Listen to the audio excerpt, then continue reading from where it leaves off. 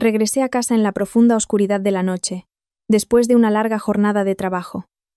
En el aparcamiento subterráneo del edificio, escuché unos jadeos apresurados. Mi marido estaba disfrutando de unas Maú con una empleada en el coche. Me di la vuelta y pulsé el mando a distancia. Bloqueé las puertas del coche y ajusté la temperatura interior a 40 grados. A la 1 de la madrugada, mi suegra empezó a aporrear la puerta de casa como una loca. Yo sonreí. El minutero del reloj había cruzado la medianoche sin piedad. Eran las 23:30. Apagué el ordenador. En la pantalla quedaba el informe trimestral que debía revisar por última vez. Exhalé un largo y silencioso suspiro. En la oficina solo quedaba el zumbido grave de los servidores y el latido de mi corazón, exhausto. Las luces de neón de Madrid se difuminaban tras una ligera neblina nocturna, como una pintura al óleo de colores intensos pero de enfoque borroso. Un paisaje espléndido pero solitario. Era el 7º día consecutivo que me quedaba hasta tarde por culpa de una fusión y adquisición infernal. Todo mi departamento giraba como una peonza a la que se le hubiera dado cuerda hasta el límite, sin un solo instante de descanso. Mi nombre es Sofía Herrera. Tengo 32 años y soy la directora general de marketing de una multinacional. A los ojos de los demás, probablemente soy la imagen de una mujer independiente y triunfadora. Siempre con tacones altos y un maquillaje impecable. Tengo un sueldo excelente, vivo en un lujoso ático en el barrio de Salamanca con vistas al Retiro y conduzco un Volvo S90 de elegancia discreta. Mi marido, Javier Morales, es socio en un estudio de arquitectura. Es amable, caballeroso y un profesional reconocido. Tenemos un hijo de 5 años llamado Mateo. Desde fuera, somos la típica pareja que todos envidian. Un matrimonio perfecto, una familia feliz, pero solo yo sé cuántas fisuras microscópicas se esconden tras esa fachada deslumbrante. Nuestras conversaciones han involucionado desde las largas charlas nocturnas de la universidad a monosílabos en la mesa sobre los deberes del niño o asuntos del trabajo. Su amabilidad persistía, pero se sentía como un jersey viejo y gastado, familiar, pero desprovisto de su calidez original. Un muro de cristal invisible parecía interponerse entre nosotros. Podíamos vernos, pero no tocar el corazón del otro, y yo ya me había acostumbrado a esa paz hipócrita. Quizás, pensaba, este era el destino inevitable de cualquier matrimonio. Cogí el móvil. En la pantalla apareció una solicitud de videollamada de Mateo. Con los ojos llenos de sueño, abrazaba su muñeco de tiranosaurio favorito, y con su media lengua me preguntó: «Mami, ¿cuándo vienes? He soñado que me leías un cuento». Mi corazón se derritió al instante. Todo mi cansancio pareció desvanecerse con esa frase inocente. «Ya voy, mi niño. Mamá termina una cosita y vuela a casa. Pórtate bien con la abuela, ¿vale?». Tras colgar, recogí mis cosas a toda prisa, cogí mi bolso y subí al ascensor. A esas horas, el edificio de oficinas estaba inquietantemente vacío. La fría luz blanca de los fluorescentes alargaba mi sombra, haciéndola delgada y lúgubre. Solo al sentarme en el asiento del conductor y arrancar el motor, sentí que por fin podía tomar un respiro, que volvía a ser un individuo, y no un engranaje en una maquinaria incesante. Por los altavoces sonaba mi pieza clásica favorita, Clair de Lune por Debussy. La melodía, límpida como el agua, parecía querer disolver el nudo que se había formado en mi pecho durante días. El coche se incorporó al tráfico nocturno. Los limpiaparabrisas se movían con un ritmo constante, barriendo las gotas de lluvia del cristal, como si intentaran despejar también la vaga ansiedad que nublaba mi mente. El camino a casa se me hizo inusualmente largo. En mi cabeza se sucedían imágenes, la sonrisa de Mateo, la cálida luz de nuestro hogar y el rostro de Javier. Ese rostro que una vez me había hecho suspirar ahora se sentía extrañamente distante. ¿Cuándo fue la última vez que nos sentamos a cenar tranquilamente? No podía recordarlo. Y la última vez que nos abrazamos debió ser en una tarde lejana, perdida en el tiempo. Una inquietud y un vacío inexplicables me invadieron como una marea silenciosa. No sabía qué buscaba, quizás solo un sentimiento genuino que pudiera llenar un corazón olvidado hace mucho. Pero la realidad era que, a pesar de tenerlo todo en el sentido material, me sentía como un fantasma solitario vagando en una jaula dorada, exquisitamente labrada. El coche entró en el aparcamiento subterráneo de nuestro exclusivo complejo residencial. El silencio era casi total, solo roto por el suave siseo de los neumáticos sobre el pavimento y el murmullo bajo de los conductos de ventilación. Las luces amarillas de los sensores se encendían a mi paso, y se apagaban a mi espalda, como si la oscuridad se tragara mi sombra. Mi plaza de aparcamiento estaba en la zona B, en el rincón más alejado, cerca de la salida de emergencia. Era un lugar tranquilo, con pocos coches aparcados habitualmente. Justo cuando aparqué, apagué el motor y me disponía a soltar el cinturón de seguridad. Un sonido extraño se coló inesperadamente en mis oídos. Era un sonido débil, pero el silencio sepulcral del entorno lo amplificaba. Al principio, pensé que había oído mal. Quizás el dueño de un coche cercano seguía dentro, hablando por teléfono o escuchando música. Fruncí el ceño y agucé el oído, pero el sonido no desapareció, sino que se hizo cada vez más nítido. Eran jadeos, reprimidos y apresurados, una mezcla del gemido entrecortado y casi roto de una mujer y la respiración áspera y rítmica de un hombre. El sonido era pegajoso, húmedo, cargado de un deseo primitivo y explícito. Sentí como si una serpiente gélida me atenazara el corazón. Todo mi cuerpo se paralizó. Mi primera reacción fue de asco e incredulidad. ¿Quién se atrevía a hacer algo así en un lugar como este? Era un aparcamiento público por donde podía pasar gente en cualquier momento. Y además, el sonido era tan descarado. Instintivamente, miré a mi alrededor. Bajo la tenue iluminación, las siluetas de los coches aparcados parecían bestias agazapadas. La luz verde de la señal de emergencia, lejos de tranquilizarme, añadía un toque siniestro a la atmósfera. El corazón se me desbocó, la sangre me subió a la cabeza para luego helarse en mis venas. La fuente del sonido parecía estar muy cerca. Una intuición poderosa, como un relámpago, atravesó mi mente confusa. El sonido provenía de la tercera plaza detrás de la mía, justo donde aparcaba mi marido, Javier. Un Porsche Macan negro. El trofeo que se había comprado con la bonificación de un proyecto el año pasado, cuando le nombraron socio, y, aparte del ático, la posesión más cara de nuestra familia. Un hombre, solía decir, necesita un coche que represente su estatus y su posición. No. No podía ser. Sacudí la cabeza con fuerza, tratando de desechar esa idea absurda. Javier me había dicho que tenía una cena de trabajo importante esa noche, que quizás llegaría tarde. Yo tenía que terminar el informe, así que no pregunté más. ¿Habría vuelto directamente a casa después de la cena? ¿O habría hecho alguna parada? La empleada. Valeria Ríos. Su nombre me atravesó como una aguja. Era la nueva diseñadora del estudio. Joven, guapa, llena de vida. El tipo de mujer que hacía girar todas las cabezas a su paso. Javier la había llevado a varias reuniones del sector. Siempre la presentaba afectuosamente como mi talentosa mano derecha. Los vi una vez en la oficina, discutiendo unos bocetos. Valeria le miraba con una expresión que rayaba la adoración, y el rostro de Javier, rebosante de confianza y de esa autosuficiencia de quien se siente dueño del mundo, era una expresión que yo no había visto en mucho tiempo. En aquel momento simplemente pensé que tenían una buena relación de jefe a subordinada. Incluso me alegré de que pareciera haber encontrado una nueva pasión en su trabajo. Ahora me daba cuenta de que en esa mirada de adoración había algo más que simple admiración profesional.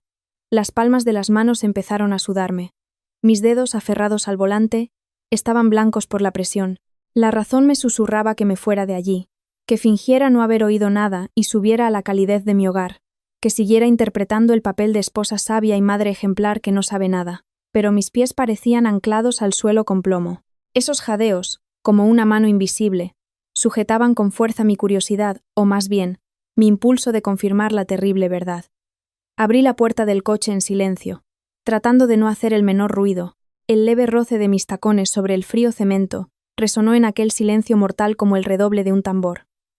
Contuve la respiración y, paso a paso, me acerqué al origen del sonido. Cada paso era como una puñalada en mi corazón. Me costaba respirar. A medida que me acercaba, el sonido se hacía más claro. Cada detalle golpeaba brutalmente mis tímpanos. El gemido de la mujer tenía un matiz de coquetería impostada, y el gruñido bajo del hombre estaba lleno de una innegable posesividad. Estaban allí, al lado de mi coche, en la plaza de aparcamiento que yo usaba todos los días, representando su sórdido drama. La rabia, una rabia como nunca antes había sentido, una furia que amenazaba con consumirme y reducirme a cenizas, explotó desde lo más profundo de mi ser. No era que nunca hubiera pensado que Javier pudiera tener problemas. Simplemente, en mi ingenuidad creía que, aunque nuestro matrimonio se hubiera vuelto monótono, Nunca caería en una bajeza tan sucia. Habíamos estudiado juntos hasta el amanecer en la biblioteca. Habíamos compartido un plato de tortilla de patatas en un estudio minúsculo. Nos habíamos prometido un futuro estable y feliz. Todos esos recuerdos se convirtieron en ese instante en los puñales más afilados, despojándome de mi orgullo pedazo a pedazo. Me escondí detrás de una enorme columna de hormigón. Aprovechando el ángulo muerto que formaba con la pared, me asomé con sigilo. Efectivamente, era el Porsche Macan negro. Las lunas tintadas impedían ver el interior con claridad. Pero el ligero y rítmico balanceo del vehículo y los sonidos, ahora aún más nítidos, que se filtraban por las rendijas de las ventanillas, lo decían todo. Mi mirada se clavó en el coche. Mi mente se quedó en blanco. Todos los pensamientos y emociones fueron reemplazados por pura furia. La puerta del copiloto estaba ligeramente entreabierta. Una pierna, enfundada en una media negra, colgaba lánguidamente. El tacón de aguja que la calzaba se había caído y yacía abandonado junto a la rueda. La escena era tan impactante que parecía la instantánea más vulgar de una película para adultos de baja estofa. ¿De quién era esa pierna? Valeria. Tenía que ser ella. Javier. Sentí que los pulmones me iban a estallar. Mi pecho subía y bajaba violentamente. Un sabor metálico y amargo me subió por la garganta. Quería correr hacia allí, aporrear la ventanilla con todas mis fuerzas. Quería exponer la depravación de esa pareja adúltera al mundo entero. Quería hacerlos pedazos, que pagaran por su desvergüenza. Pero otra voz, una voz fría, tan racional que resultaba aterradora, resonó en lo más profundo de mi mente. Sofía, cálmate. Si sales ahora, ¿qué conseguirás aparte de convertirte en la actriz de reparto más ridícula de este culebrón? ¿Un divorcio? ¿Una batalla por los bienes? ¿Arrebatarle a Mateo una familia unida? ¿Avergonzar a nuestros padres? No, no puedes actuar por impulso. Lo que quieres no es una catarsis momentánea. Lo que quieres es una victoria total. Una venganza que les impida volver a levantarse jamás. Sí, venganza. En cuanto esa idea brotó, se enroscó en mi corazón como una enredadera salvaje, proporcionándome un placer morboso y retorcido. Si ellos habían destrozado mi matrimonio y pisoteado mi confianza, yo les haría pagar 100, 1000 veces más. Los precipitaría al abismo de la desesperación en el momento de su mayor éxtasis. Mi mirada se desvió lentamente del Porsche, símbolo de la vanidad de Javier, hacia el bolso que descansaba en mi asiento del copiloto. Estaba abierto, y dentro distinguí perfectamente un mando a distancia negro, pequeño y elegante. Un plan, tan audaz, que rozaba la locura, tomó forma en mi mente en un instante. Las comisuras de mis labios se curvaron en una sonrisa gélida e incontrolable. Si tanto os gusta jugar ahí dentro, os haré un regalo que no olvidaréis en la vida. Respiré hondo, forzándome a mantener la calma. Regresé en silencio a mi Volvo. Abrí la puerta y me senté en el asiento del conductor. Mi mano se deslizó en el bolso y encontró con precisión ese mando. Su superficie era lisa y fría, pero en ese momento quemaba en mi palma como un hierro candente. Miré fijamente el Porsche a lo lejos. Mi mirada era afilada como una cuchilla. Bajé la vista y con la uña pulsé suavemente un botón oculto en el mando. Era una función extra que había instalado en su coche, una función perversa que nunca pensé que llegaría a usar.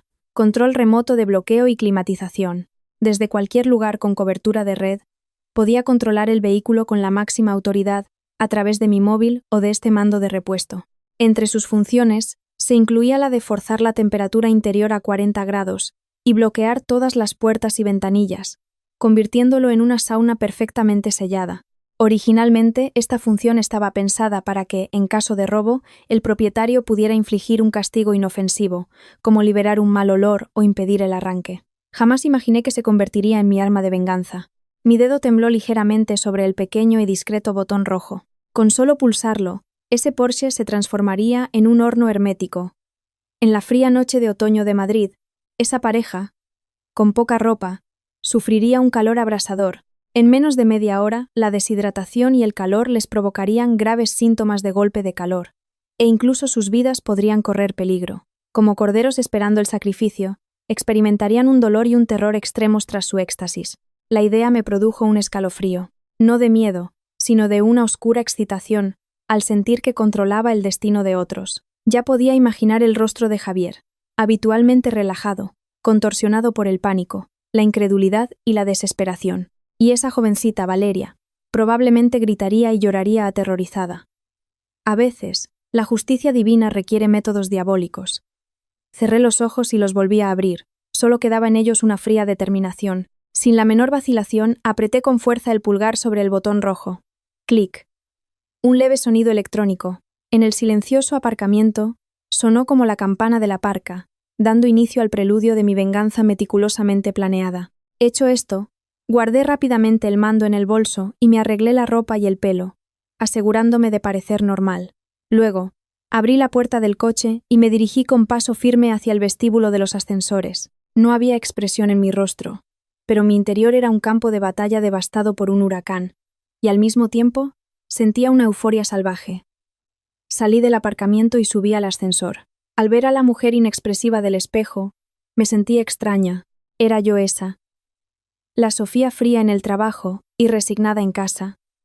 Quizás todos albergamos un demonio en nuestro interior, solo que, la mayoría de las veces, lo mantenemos enjaulado con la educación y la moral, y ahora Javier me había abierto amablemente la puerta de mi jaula.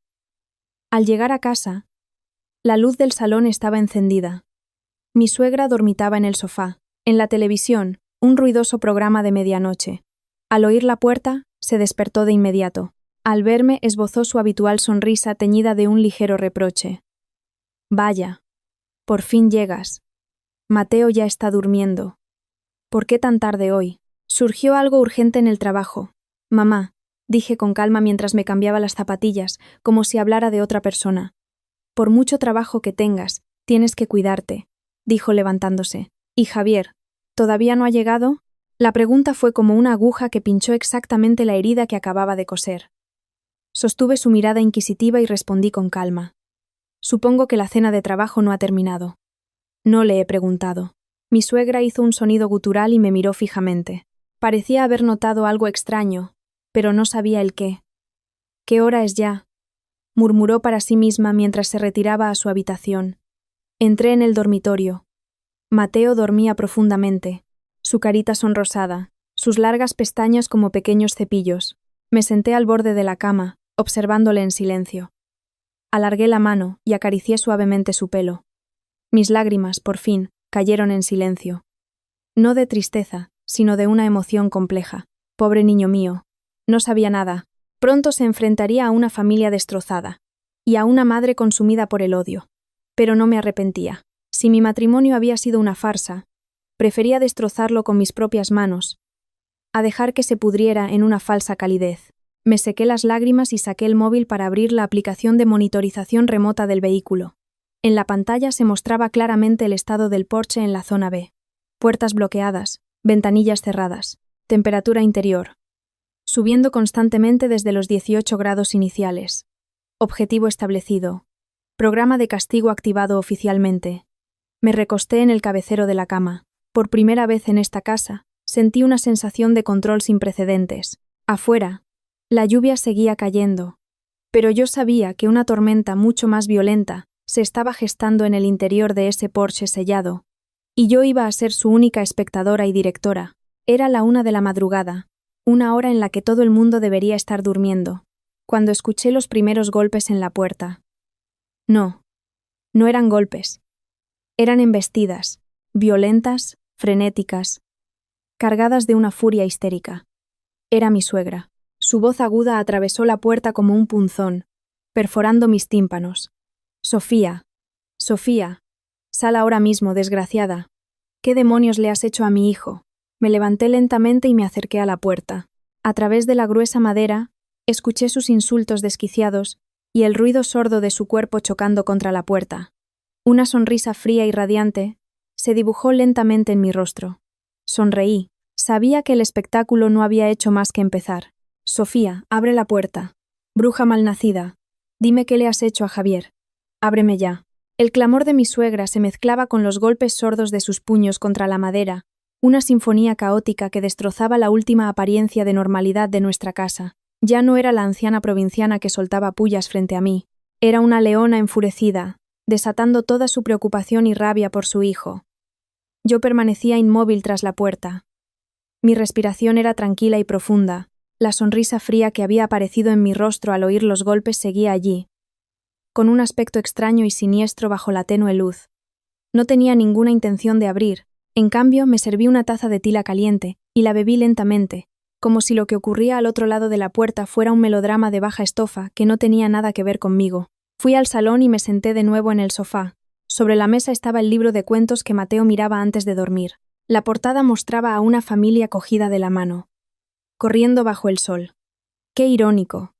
Yo también creí una vez que tendríamos un futuro tan soleado como el de esa ilustración. Ahora veía que no era más que una fantasía autoimpuesta. Mi suegra estuvo aporreando la puerta durante casi 10 minutos, intercalando todo tipo de maldiciones. Malnacida. Pájaro de mal agüero. Como le pase algo a mi hijo, te juro que ni muerta te dejaré en paz. Su voz, ronca y aguda por la agitación, destilaba la terquedad y la ignorancia propias de su carácter. Lejos de encender mi ira, sus insultos me producían un placer morboso.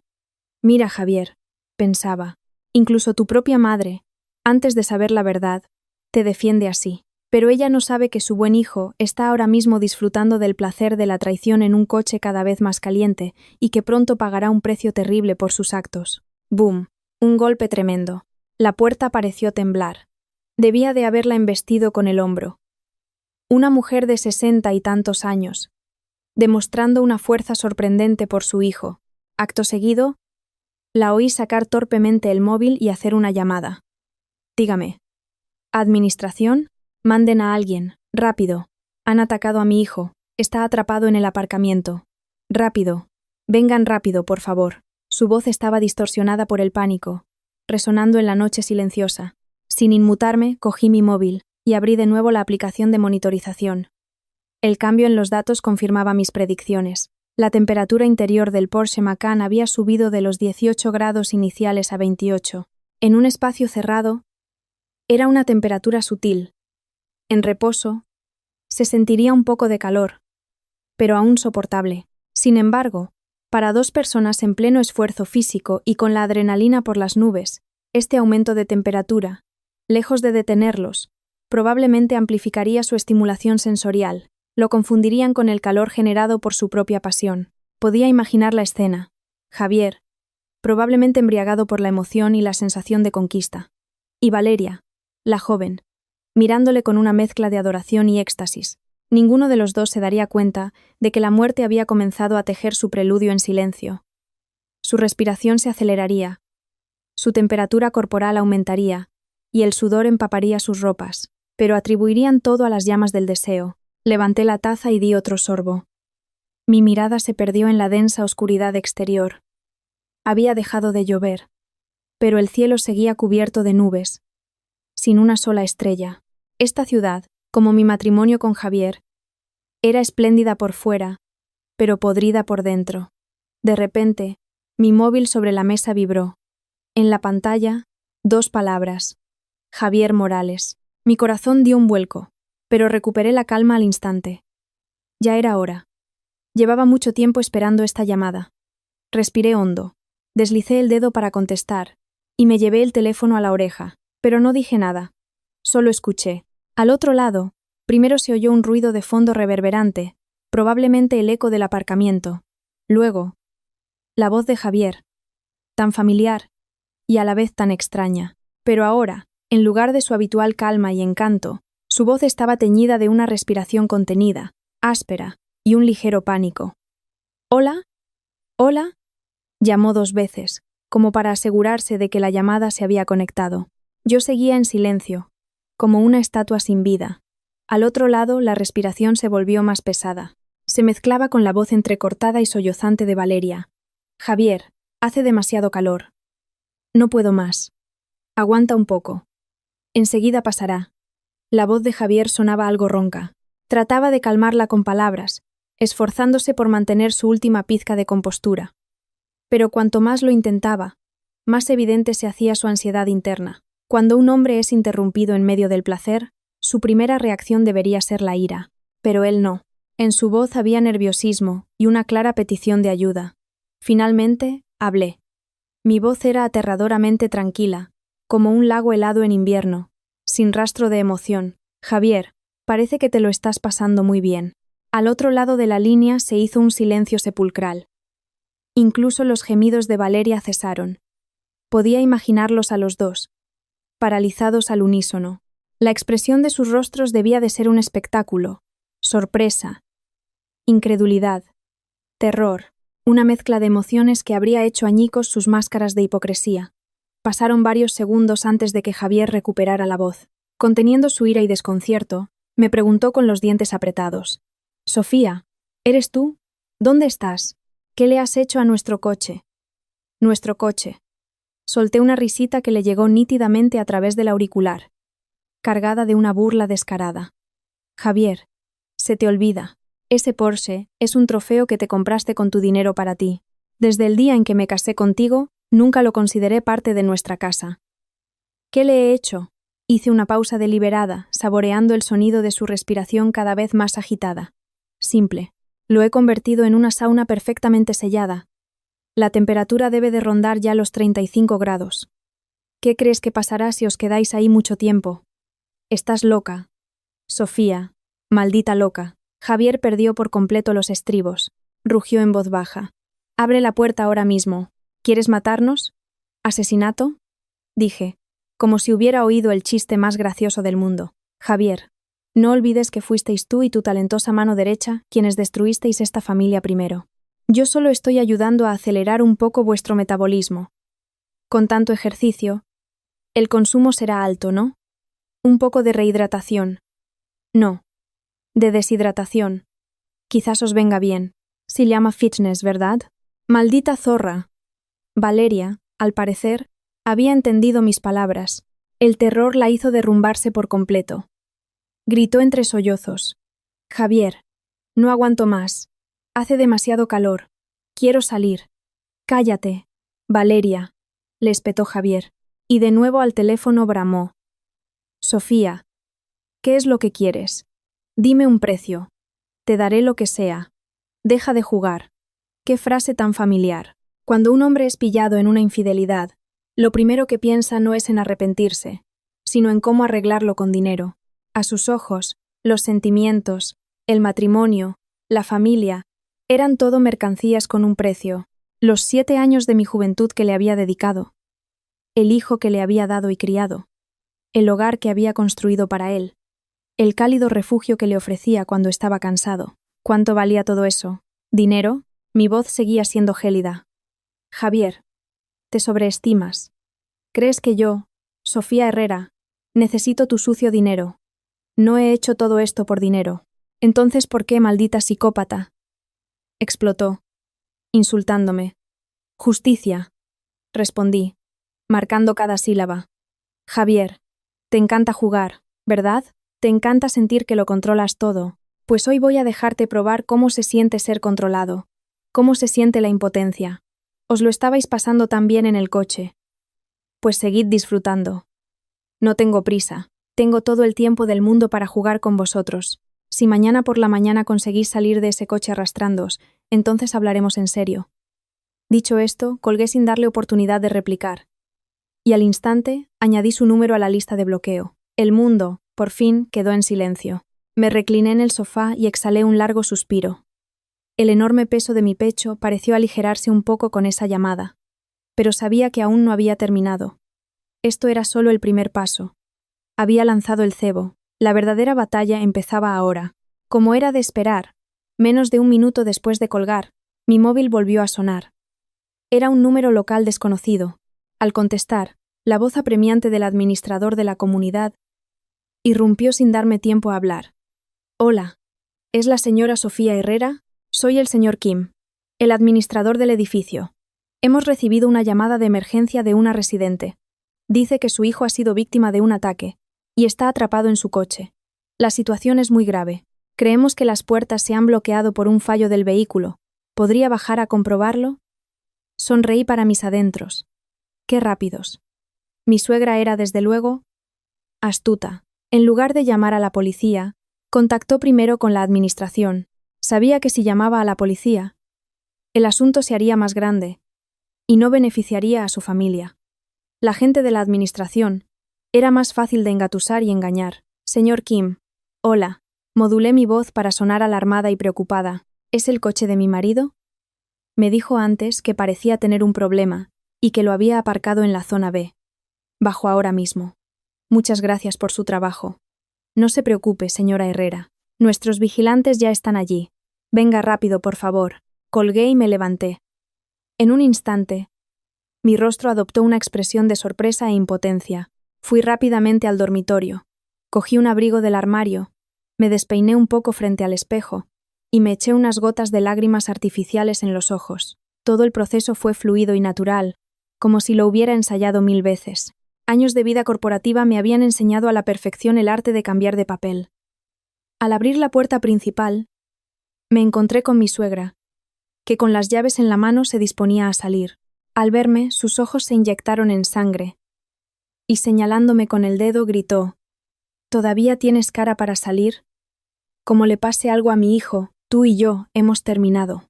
Inmediatamente me puse a su nivel emocional. Las lágrimas rodaron por mis mejillas como perlas de un collar roto. Dije entre sollozos: «Mamá, cálmate. Acabo de recibir una llamada de la administración. No sé qué le ha pasado a Javier. Bajemos rápido». Mi actuación logró que mi suegra reprimiera momentáneamente su ira. Juntas, nos dirigimos a toda prisa hacia el aparcamiento subterráneo, rodeadas por el administrador y 2 vigilantes. Durante todo el camino, mi suegra no paraba de urgir: «Rápido, rápido. Javier, hijo, por favor, que estés bien». Su rostro estaba lleno de pánico y ansiedad. Ni rastro de su arrogancia anterior. Qué débiles y ridículos nos volvemos los humanos ante una crisis real. Cuando nuestro grupo llegó a la zona B, vimos a lo lejos el Porsche Macan negro, silencioso como una bestia negra agazapada. Se había colocado una cinta policial improvisada a su alrededor, y varios vigilantes merodeaban sin saber qué hacer. «Es ese coche». Mi suegra lo reconoció al instante. Se soltó de mi mano y corrió tambaleándose hacia él. «Señora, cálmese. Cuidado por donde pisa». El administrador la detuvo apresuradamente. Yo me quedé quieta, observando el coche desde lejos. Los latidos de mi corazón eran estables. Mi mirada, fría. Gracias a la aplicación, sabía que la temperatura interior rozaba ya los 38 grados. Para 2 adultos con poca ropa y empapados de sudor tras un esfuerzo físico, esa temperatura ya estaría teniendo un efecto real. Estarían experimentando dificultad para respirar, taquicardia y debilidad en las extremidades. En ese momento un joven vigilante se armó de valor. Se acercó al lado del conductor y golpeó con fuerza la ventanilla, gritando: «Señor, señora, ¿están bien? ¿Nos oyen?» Dentro del coche, un silencio sepulcral. Corrió hacia el lado del copiloto y repitió la acción, pero siguió sin haber respuesta. «¡Qué raro! Es muy raro». El rostro del vigilante palideció. «Parece que no responden». Esa frase fue como una bomba que desató el pánico entre todos los presentes. A mi suegra le fallaron las piernas y casi se desploma, murmurando: se acabó, mi Javier. Hijo mío». En el momento justo, me acerqué para sostenerla mientras se tambaleaba y dije entre lágrimas: «Mamá, no te asustes. A lo mejor se han quedado dormidos o se les ha acabado la batería del móvil. Ya encontraremos la forma de abrir». «¿Cómo vamos a abrir?» «Dicen que está bloqueado», gritó el administrador, desesperado. «Lo hemos intentado con la llave de repuesto, pero no se conecta al sistema del vehículo. El sistema antirrobo de este coche es demasiado avanzado. Entonces, ¿qué hacemos? Llame a un cerrajero, rápido», suplicó mi suegra, agarrándose al brazo del administrador. «Señora, a estas horas, y con un sistema de cierre electrónico de alta gama, un cerrajero normal no puede hacer nada. Si lo forzamos, destrozaremos el coche», dijo el administrador con cara de impotencia. La situación se sumió en el caos y la desesperación. Todos se movían como hormigas en una sartén caliente. Solo yo observaba todo con frialdad. Sabía que no encontrarían ninguna solución. El coche estaba ahora completamente bajo mi control remoto. El bloqueo era físico, y el sistema de climatización lo había programado yo. Todos sus métodos convencionales serían inútiles ante mí. Vi el rostro de mi suegra, desfigurado por el terror, y la impotencia del administrador. En mi corazón ya no sentía la euforia de la venganza, sino una tristeza más profunda. Esta era la familia en la que había vivido durante 7 años, la familia que había querido proteger. Ante un desastre real, no mostraron unidad ni sabiduría, sino un pánico inútil y acusaciones mutuas. aunque aún no me habían acusado a mí. Respiré hondo. Y, con la voz entrecortada pero esforzándome por mantener la calma, dije: tranquilícense todos. Quizás haya otra forma. Oí a Javier decir que el coche tiene un interruptor de emergencia. ¿Podría estar en el maletero? A lo mejor se puede abrir desde dentro. Mi sugerencia fue acogida de inmediato. 2 vigilantes corrieron a la parte trasera del coche y con gran esfuerzo lograron abrir el maletero. Pero cuando arrancaron el revestimiento insonorizante, encontraron la palanca de emergencia roja y tiraron de ella con fuerza. No se oyó el esperado sonido de las puertas abriéndose. El mecanismo conectado a la palanca no se movió. ¿Qué pasa? No se mueve, exclamó uno de los vigilantes, sorprendido. Yo sabía por dentro que la orden de bloqueo que había establecido era de máxima prioridad. No solo bloqueaba las 4 puertas y el cierre centralizado, sino que también inhabilitaba el sistema de apertura de emergencia del maletero. Quería impedir cualquier posibilidad de escape. Maldita sea con el coche, soltó un vigilante, incapaz de contenerse. Al ver la escena, mi suegra se derrumbó por completo. Cayó de rodillas junto al coche y empezó a golpear el suelo, llorando a gritos. Javier, reacciona, por favor. No te puede pasar nada. Sofía, pájaro de mal agüero. Todo es por tu culpa. Has hecho daño a mi hijo. Me echó toda la culpa, como si yo fuera una bruja capaz de matar a su hijo con un hechizo. Las miradas de los vigilantes y el personal de la administración también se volvieron sospechosas y acusadoras. A sus ojos, yo era la sospechosa más probable. La dejé gritar. Dejé que sus miradas me atravesaran como cuchillos. Mi rostro seguía manchado de lágrimas, pero mis ojos eran extrañamente firmes. No me defendí. Sabía que cualquier excusa sería inútil en ese momento. Lo que yo quería no era su comprensión, sino la consumación de este castigo. El tiempo pasaba, minuto a minuto, segundo a segundo. Para Javier y Valeria, dentro del coche, cada momento debía ser una tortura. Podía imaginar su conciencia desvaneciéndose, su piel enrojecida por el calor, sus labios resecos, la humedad de sus cuerpos, evaporándose poco a poco. Las llamas iniciales del deseo ya habrían sido reemplazadas por el instinto de supervivencia. Golpearían las ventanillas como locos, pidiendo ayuda desesperadamente, pero el grueso cristal y el silencioso aparcamiento ahogarían sus gritos. Nadie los oiría, y yo era la diosa que sostenía el libro de sus vidas y muertes. Levanté la muñeca y miré el reloj. 1:30 de la madrugada. Había pasado exactamente 1 hora desde que pulsé el mando. El juego se ponía cada vez más interesante, y la verdadera tormenta exterior parecía a punto de desatarse. Creí oír el pesado e inexorable sonido de los engranajes del destino al girar. Los sollozos de mi suegra resonaban en el aparcamiento vacío, desgarradores, desesperados, como un requiem prematuro por su hijo. El administrador y los vigilantes se miraban impotentes. Sus frentes estaban perladas de sudor. No se sabía si por el cansancio o por la ansiedad. La mirada de todos, consciente o inconscientemente, se posó en mí, la presunta culpable de todo. Una mirada compleja, mezcla de miedo, sospecha y rabia, como si yo fuera realmente una hechicera que controlaba la vida y la muerte. Los ignoré y saqué de nuevo el móvil para abrir la pantalla de monitorización. Un número en la pantalla hizo que mis pupilas se contrajeran ligeramente. 40. 5. La temperatura había superado el máximo que había establecido. Esto significaba que las 2 personas dentro del coche ya habían entrado en la fase de golpe de calor severo.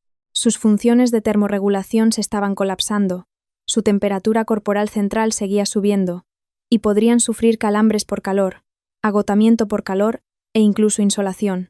La insolación es el tipo más grave. Puede causar un fallo multiorgánico y tiene una tasa de mortalidad muy alta. Por supuesto, yo no quería que murieran. Mi objetivo era castigarlos, hacer que se arrepintieran en un sufrimiento peor que la muerte. No cometer un asesinato. El asesinato es demasiado barato y no soluciona nada. Solo me hundiría a mí en un abismo legal y moral. Lo que yo quería era una lección que hiciera temblar sus almas. Un golpe mortal que destruyera todo su orgullo y dignidad. Justo cuando todos estaban desesperados, se oyó el sonido de una sirena, acercándose desde la entrada del aparcamiento. Un sonido agudo y urgente, que rasgó la desesperación mortal. Varios coches de policía, con sus luces rojas y azules parpadeando, Entraron a toda velocidad y se detuvieron en la entrada. Las puertas se abrieron, y varios agentes uniformados bajaron rápidamente, dirigiéndose hacia nosotros con expresión seria. Un policía de más edad y rango se adelantó. Su mirada penetrante recorrió la escena, y finalmente se detuvo en el Porsche y en mi suegra, que lloraba desconsoladamente. ¿Quién es el propietario del vehículo? ¿Qué está pasando? Su voz era fuerte, autoritaria, con un aplomo innegable. «Agente, es mi hijo. Mi hijo está atrapado en el coche».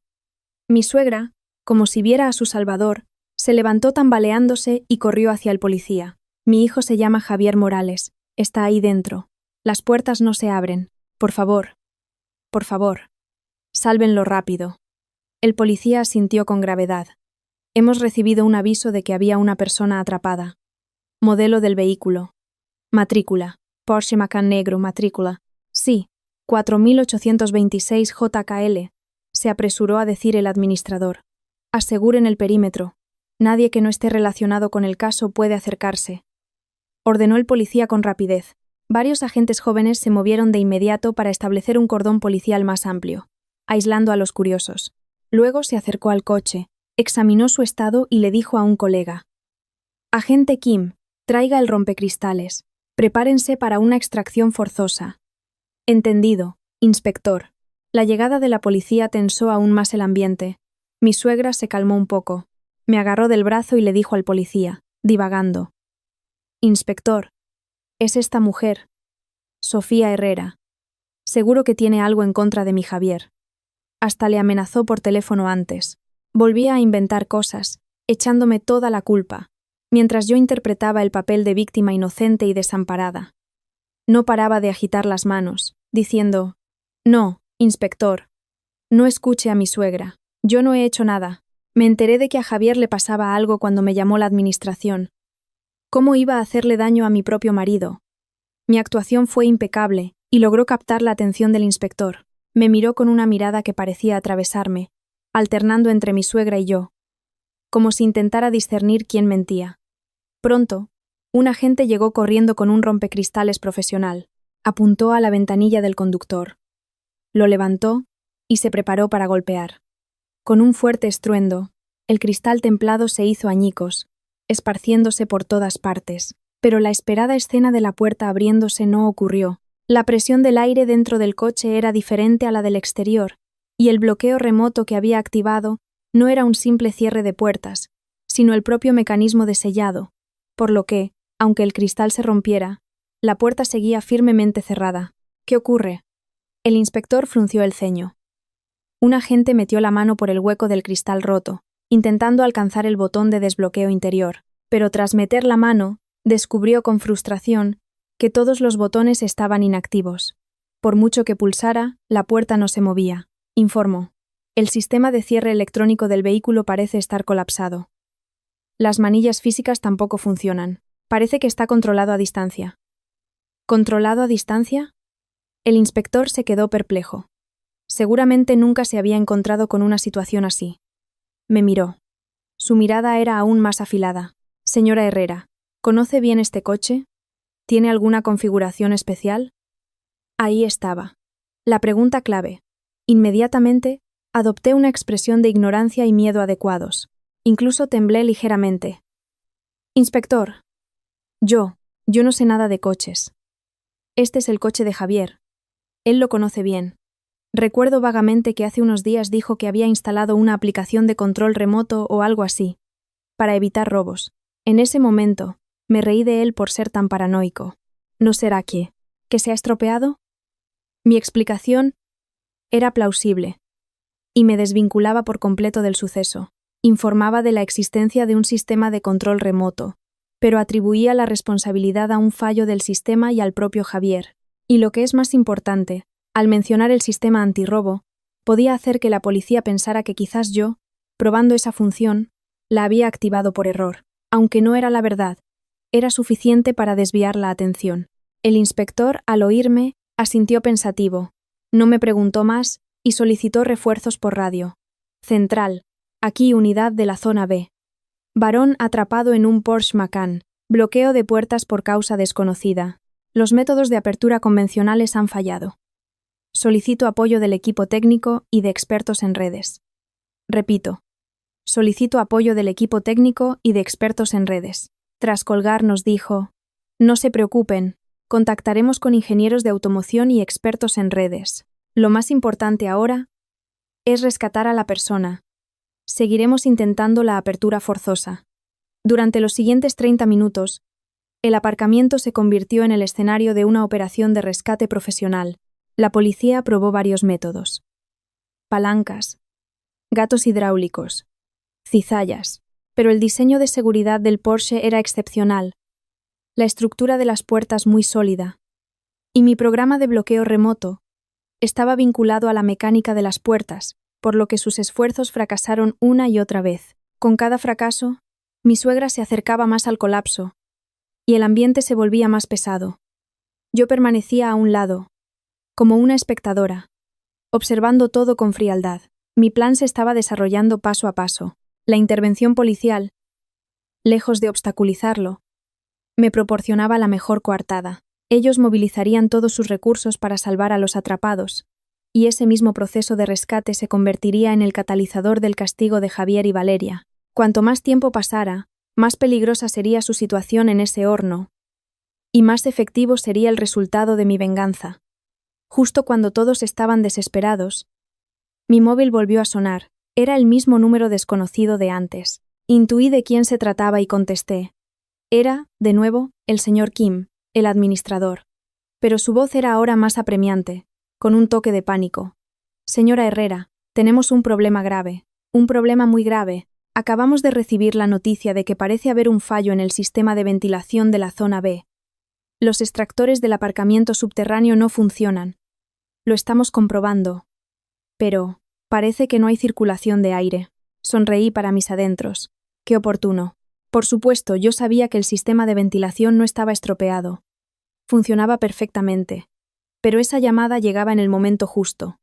Me proporcionaba la excusa perfecta para mi siguiente movimiento.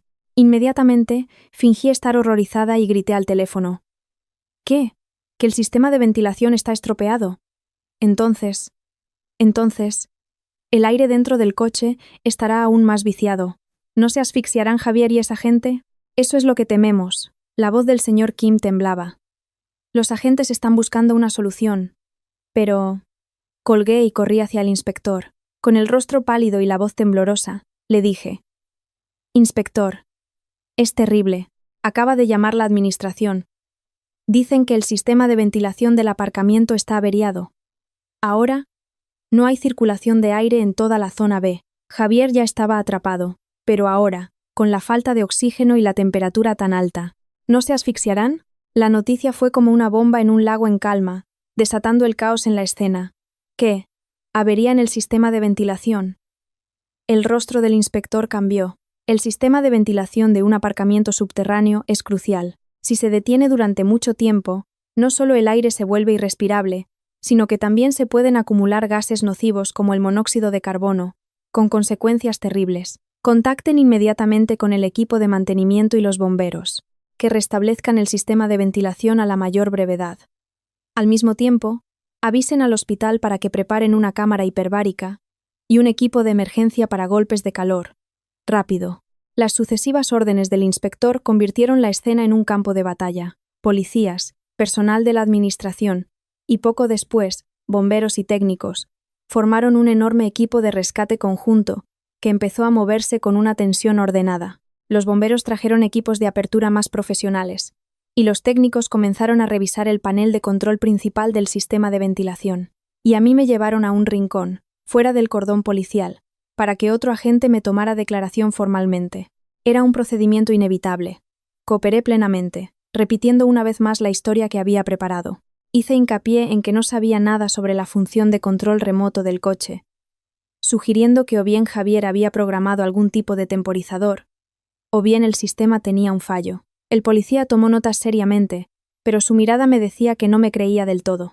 Que una esposa, después de que su marido sufriera un accidente, actuara con tanta calma e incluso supiera casualmente de la existencia de una función de control remoto, era en sí mismo muy inusual, pero sin pruebas no podía hacerme nada. El tiempo pasaba con una lentitud agónica. Volví a mirar la aplicación de monitorización. La temperatura dentro del coche, gracias a la noticia del fallo de ventilación, que en realidad era mi guerra psicológica, no había seguido subiendo, pero 45 grados se habían mantenido durante casi 20 minutos. Supuse que su estado sería muy crítico. Probablemente ya presentaban los síntomas típicos de la insolación: fiebre alta, anhidrosis, ausencia de sudor, alteración de la conciencia. Justo en ese momento, llegaron buenas noticias del lado de los bomberos. Un bombero veterano y experimentado, tras examinar detenidamente el vehículo, descubrió un detalle que a todos se nos había pasado por alto. El techo solar de este Porsche, aunque eléctrico, tenía una palanca de escape de emergencia manual en el interior del techo del vehículo, un diseño muy discreto, imposible de encontrar si no se conocía la estructura del coche como la palma de la mano. Lo encontré. Hay una salida de emergencia. El grito del bombero veterano nos devolvió la esperanza. Pero surgió un nuevo problema. El techo solar estaba cerrado, y como yo había bloqueado parte del circuito del vehículo, la apertura eléctrica era imposible. Para tirar de esa palanca desde dentro, primero había que romper el cristal del techo solar. «Yo lo haré», se ofreció el bombero más corpulento. Con un hacha de rescate especial, apuntó a una esquina del techo solar y golpeó con todas sus fuerzas. El resistente cristal se rompió con éxito, abriendo un agujero. El bombero, arriesgándose a cortarse con los cristales, metió el brazo por el hueco.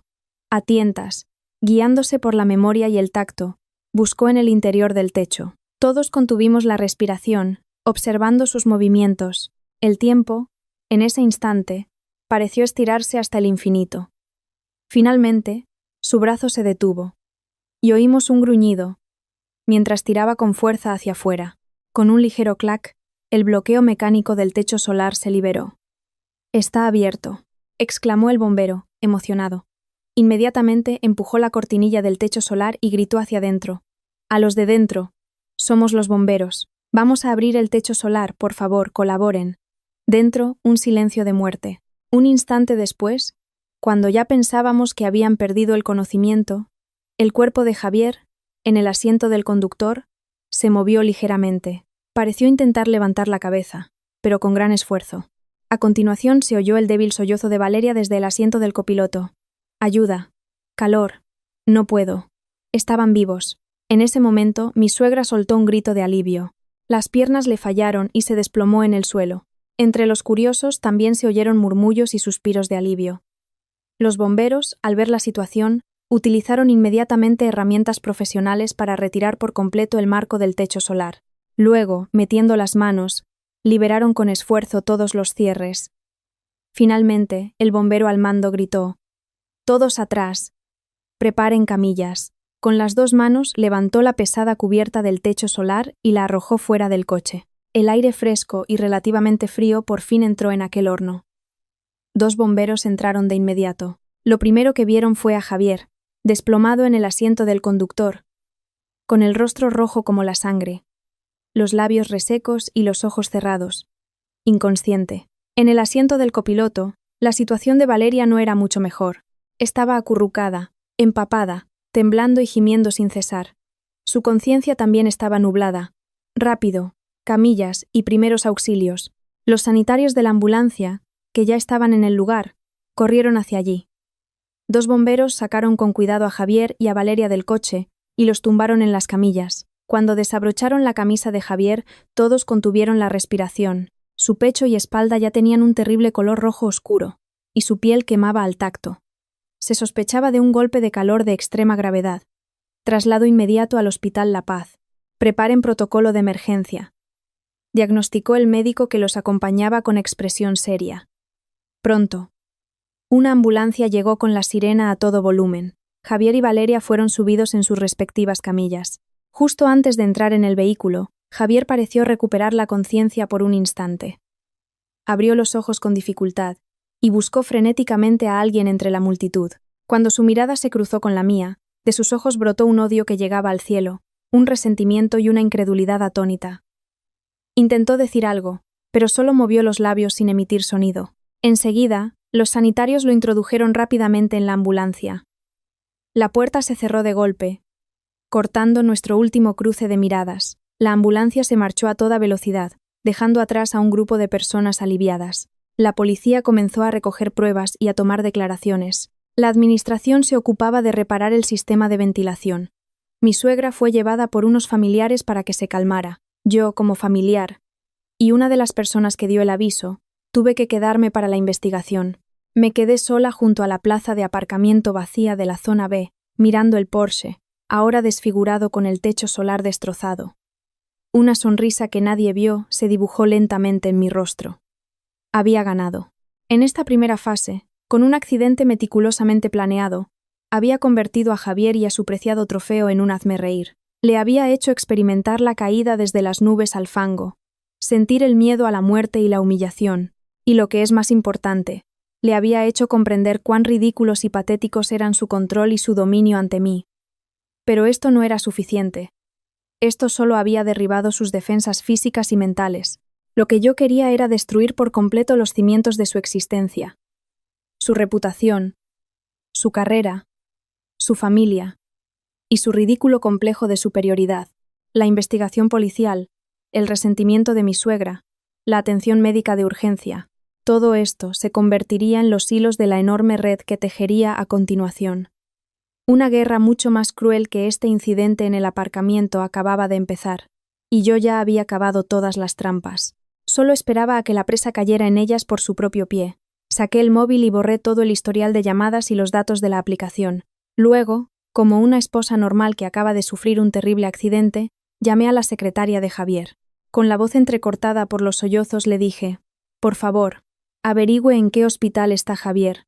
Voy para allá ahora mismo». Al otro lado, la voz apremiante de la secretaria: «Señora, el señor Morales está en urgencias del Hospital Universitario La Paz. Los médicos dicen que su estado es muy grave». «De acuerdo. Voy para allá». Colgué y respiré hondo. La sonrisa en mis ojos se volvió más fría y decidida.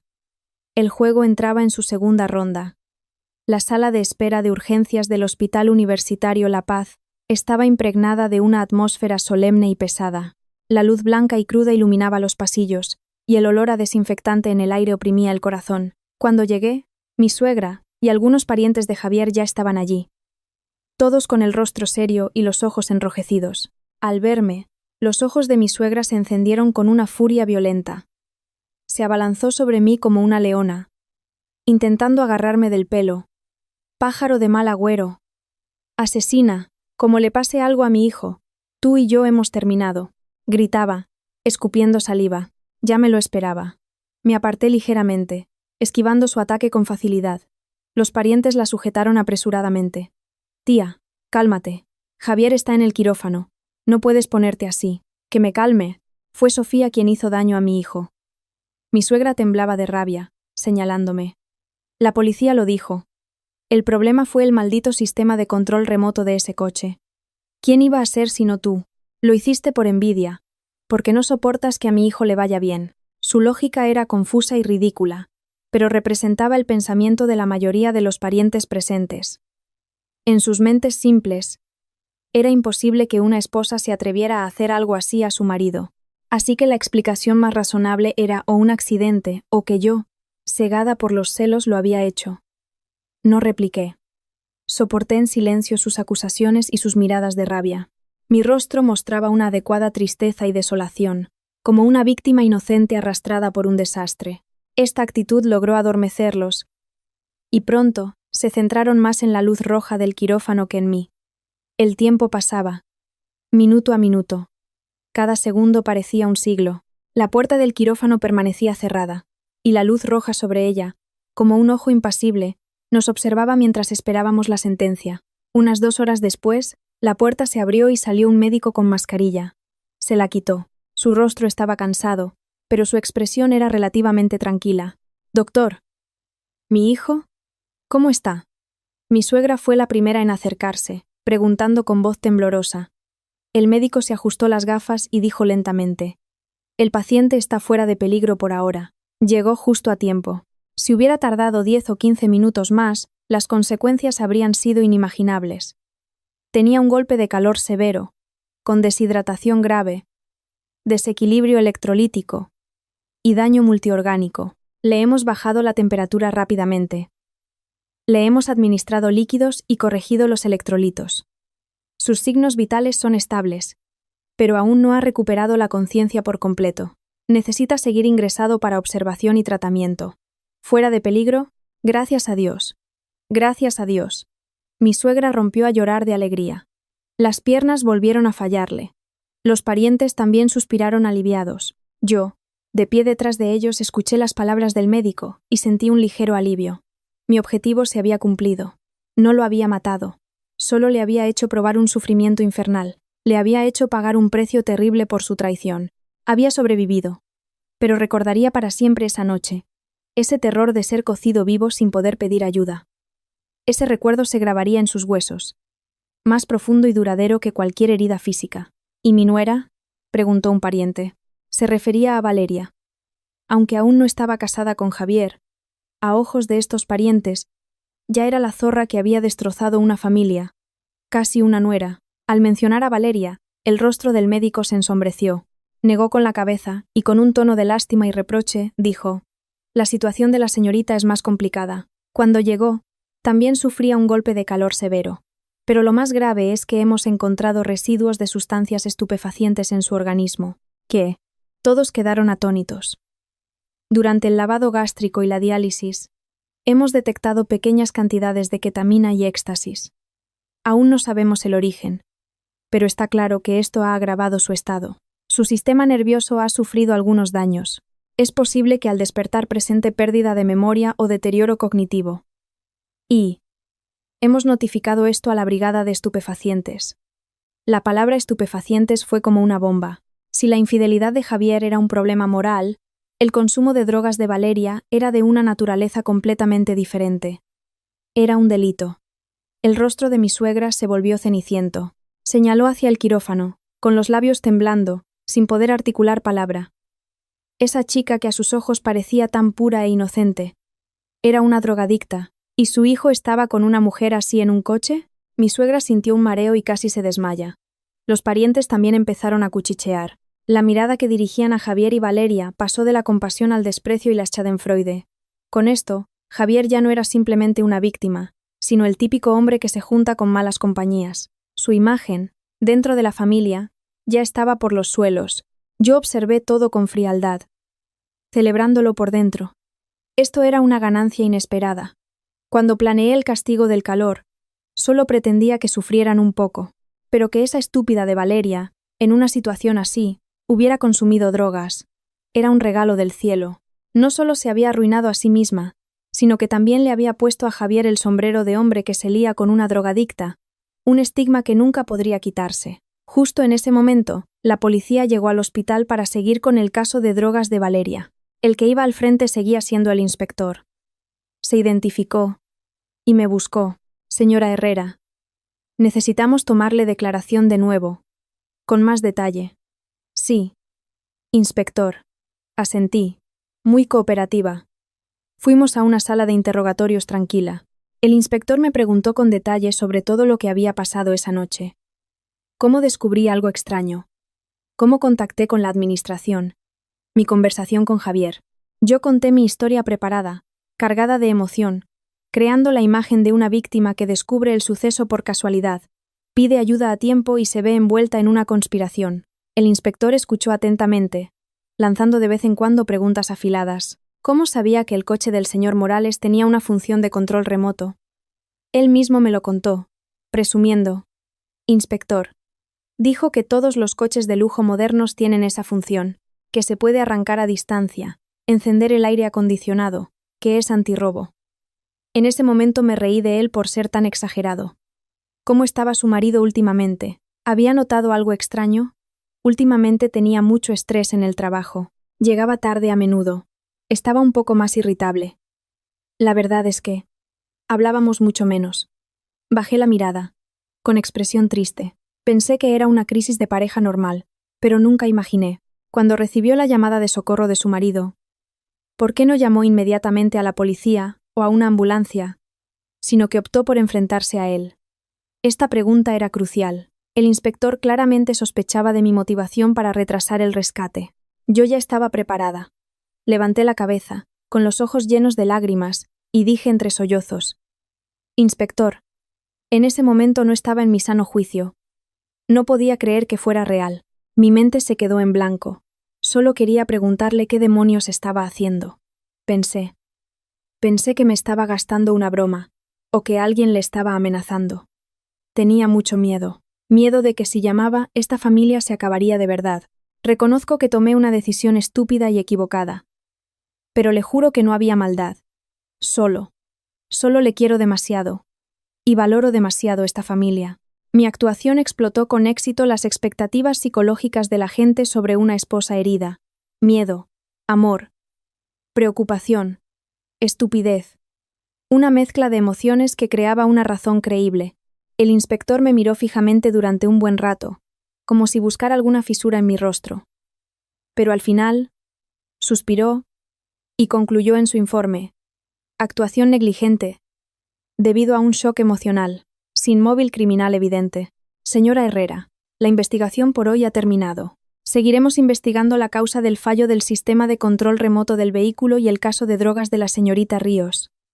Hasta que no haya pruebas concluyentes, no abandone la ciudad y manténgase localizable. Sí, gracias, inspector. Al salir de la sala de interrogatorios, sentí una liberación sin precedentes. La investigación policial, aunque estresante, había servido para demostrar mi inocencia. No encontrarían ninguna prueba de que lo hubiera hecho a propósito. Como mucho pensarían que era una esposa tonta que, al descubrir la infidelidad de su marido y dejarse llevar por las emociones, había activado por error una función del coche. Esa valoración era perfecta para mí. Lo siguiente era la guerra de opinión pública. No volví a casa directamente. Fui a un cibercafé. Encendí un ordenador y entré con soltura en varios foros locales conocidos y redes sociales. Mis dedos danzaron sobre el teclado, y uno a uno, fui creando publicaciones y temas. Última hora. Socio de un famoso estudio de arquitectura pillado en pleno acto sexual en el aparcamiento. Atrapado en el vehículo por un posible incendio causado por juguetes sexuales. Exclusiva. El hombre del Porsche, en realidad un drogadicto. Se encuentran estupefacientes en el coche con una colega. Su esposa, con astucia, avisa a la policía. A fondo. La doble vida de Javier Morales. Élite de la arquitectura, caballero de día, sexo y drogas de noche. No usé mis cuentas, sino varias cuentas nuevas sin aparente relación. El contenido de las publicaciones distorsionaba y exageraba hábilmente los hechos. Inventé que el acto sexual había provocado un cortocircuito con algún juguete. Y sugerí sutilmente que Javier también había consumido drogas con Valeria. Adjunté fotos borrosas, tomadas a distancia, de Javier y Valeria saliendo del hospital, y del Porsche con el techo solar destrozado.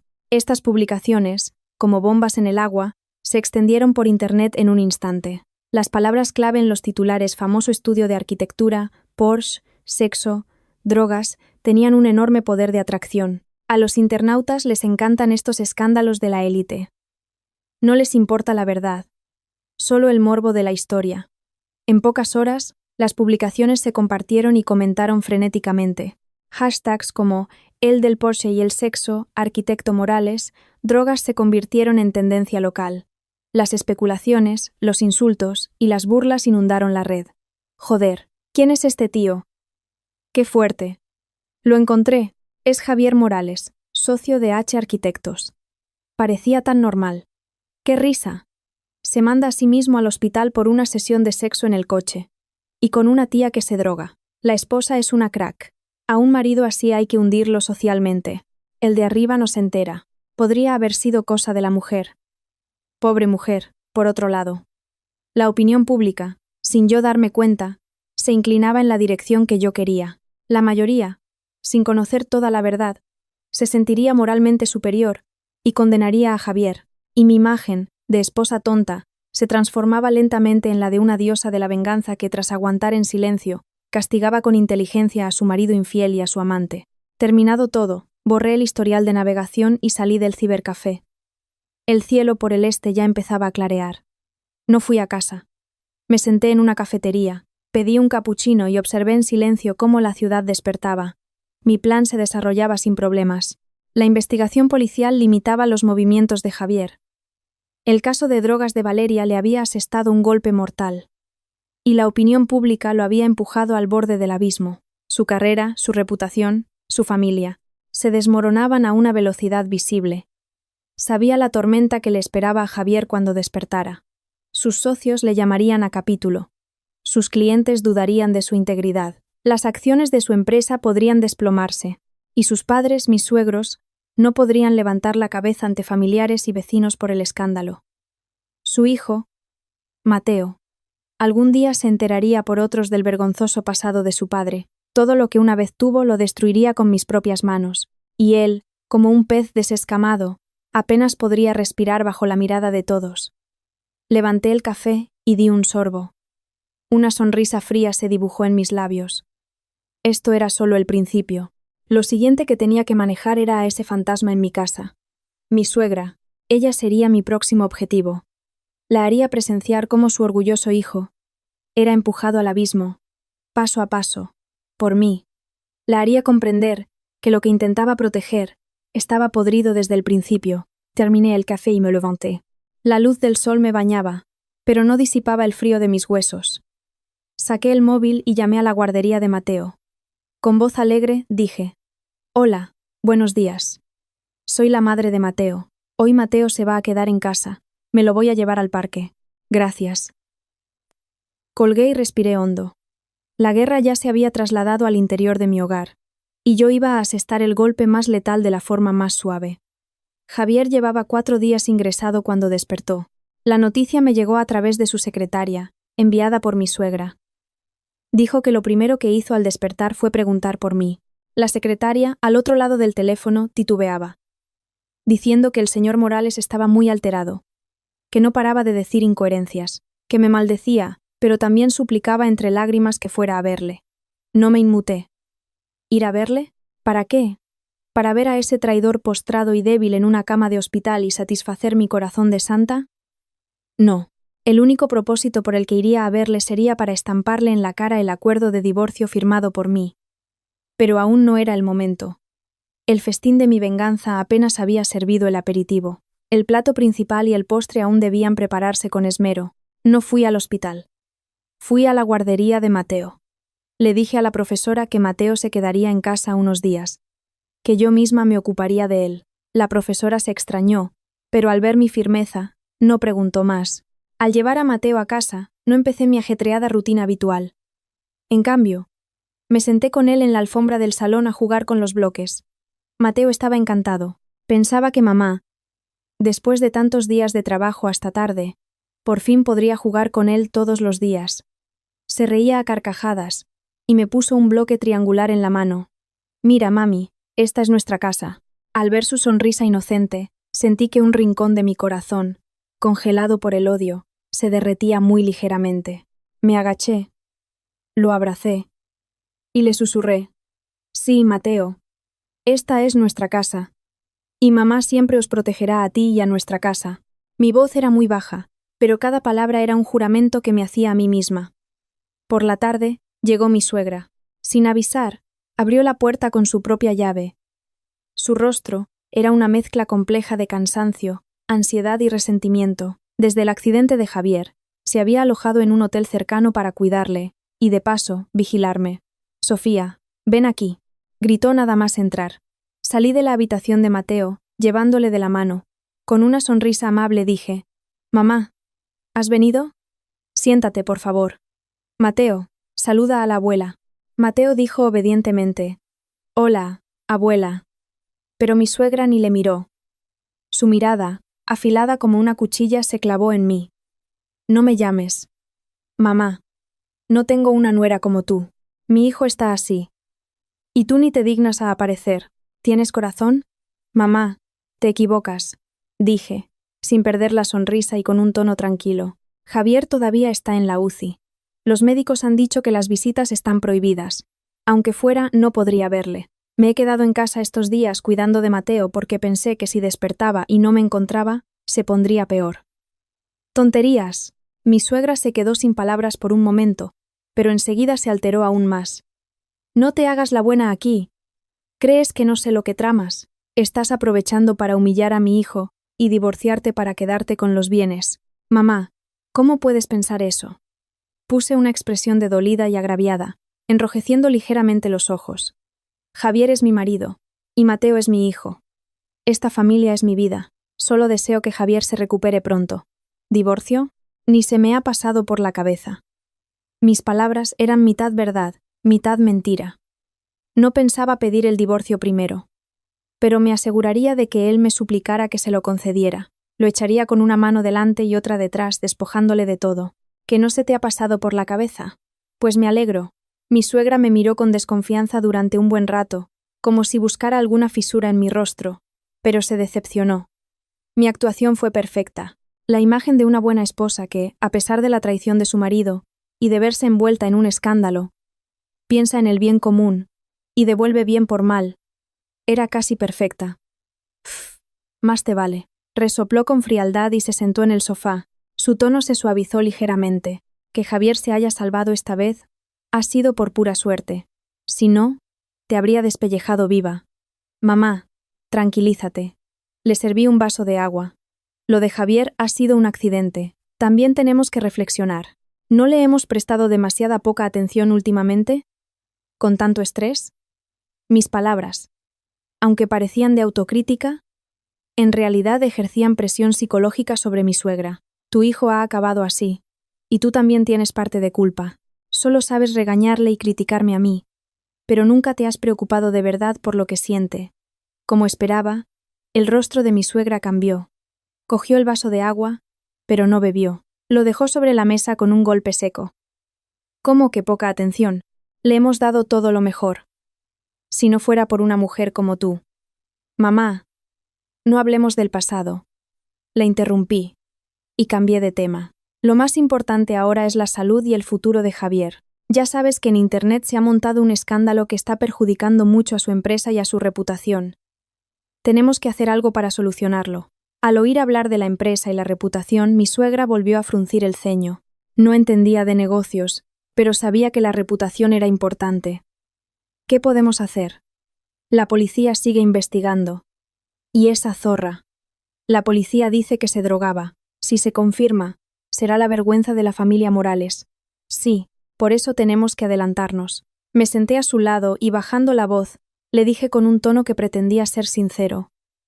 Mamá, ahora mismo en Internet mucha gente está criticando a Javier. Pero hay algunos que, sin saber la verdad, nos apoyan, dicen que nos han tendido una trampa. No podemos quedarnos de brazos cruzados. Tenemos que tomar la iniciativa. ¿Tomar la iniciativa? ¿Cómo? Mi suegra, como esperaba, mordió el anzuelo. Primero, tenemos que unificar nuestra versión. Levanté un dedo. Pregunte lo que pregunte la policía. De cara al público tenemos que mantener que esa noche hubo un fallo en el sistema de control remoto del coche que causó el accidente. Es la versión que más nos favorece ahora mismo. Y en cuanto a esa chica, Valeria, su caso de drogas no tiene nada que ver con nosotros. Tenemos que contactar inmediatamente con el departamento de comunicación de la empresa de Javier y hacer que publiquen un comunicado diciendo que Javier no sabía nada, que fue un acto personal de una empleada y que no tiene nada que ver con la empresa. Y al mismo tiempo, hay que recalcar que Javier también es una víctima en este asunto. Esta estrategia la había meditado mucho. Protegía a Javier al máximo, lo desvinculaba de Valeria y desviaba el foco del problema a un fallo del coche y al comportamiento personal de una empleada. Mi suegra entendió a medias, pero captó la esencia, o sea que le echamos toda la culpa a esa zorra y al maldito coche. Se podría decir así. Asentí. Segundo, tenemos que usar la opinión pública. Saqué el móvil y le mostré algunas de las publicaciones virales que había creado.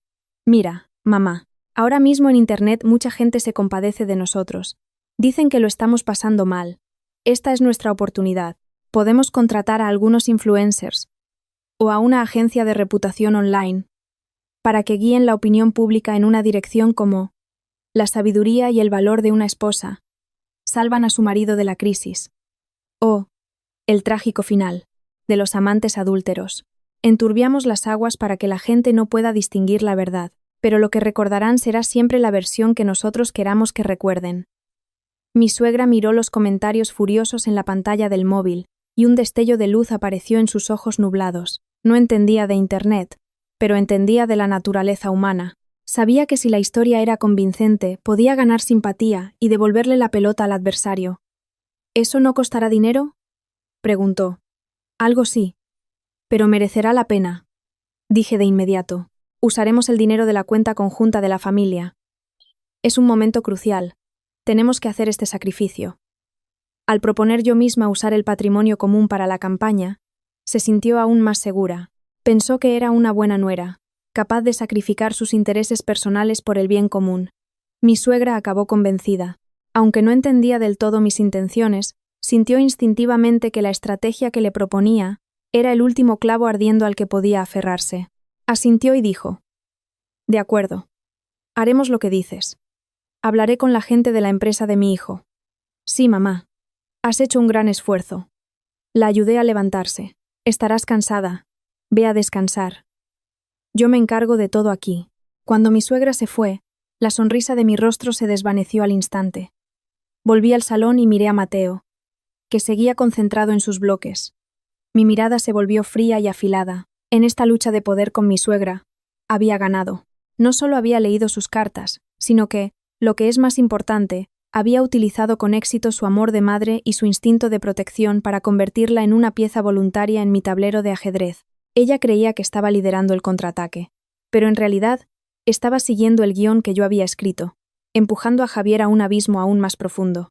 Yo no necesitaba un aliado, sino una herramienta que pudiera controlar para remover el tablero, y mi suegra cumplía ese papel a la perfección. En los días siguientes, H. Arquitectos, la empresa de Javier, publicó, como esperaba, un comunicado con un tono muy sincero. Afirmaba que Javier Morales desconocía por completo las actividades ilegales de Valeria Ríos, que sus acciones personales no tenían ninguna relación con la empresa, que la empresa colaboraría activamente con la investigación policial y expresaba su solidaridad por el daño físico y psicológico que Javier había sufrido en el accidente. Al mismo tiempo, la familia de Javier, es decir, mi suegra y yo, movilizamos todos nuestros contactos para contactar con los medios y agencias de reputación, intentando cambiar el rumbo de la opinión pública. De repente apareció otra voz en Internet. No os dejéis engañar. El señor Morales también es una víctima. ¿No dicen que esa chica era una drogadicta? A lo mejor le engañó.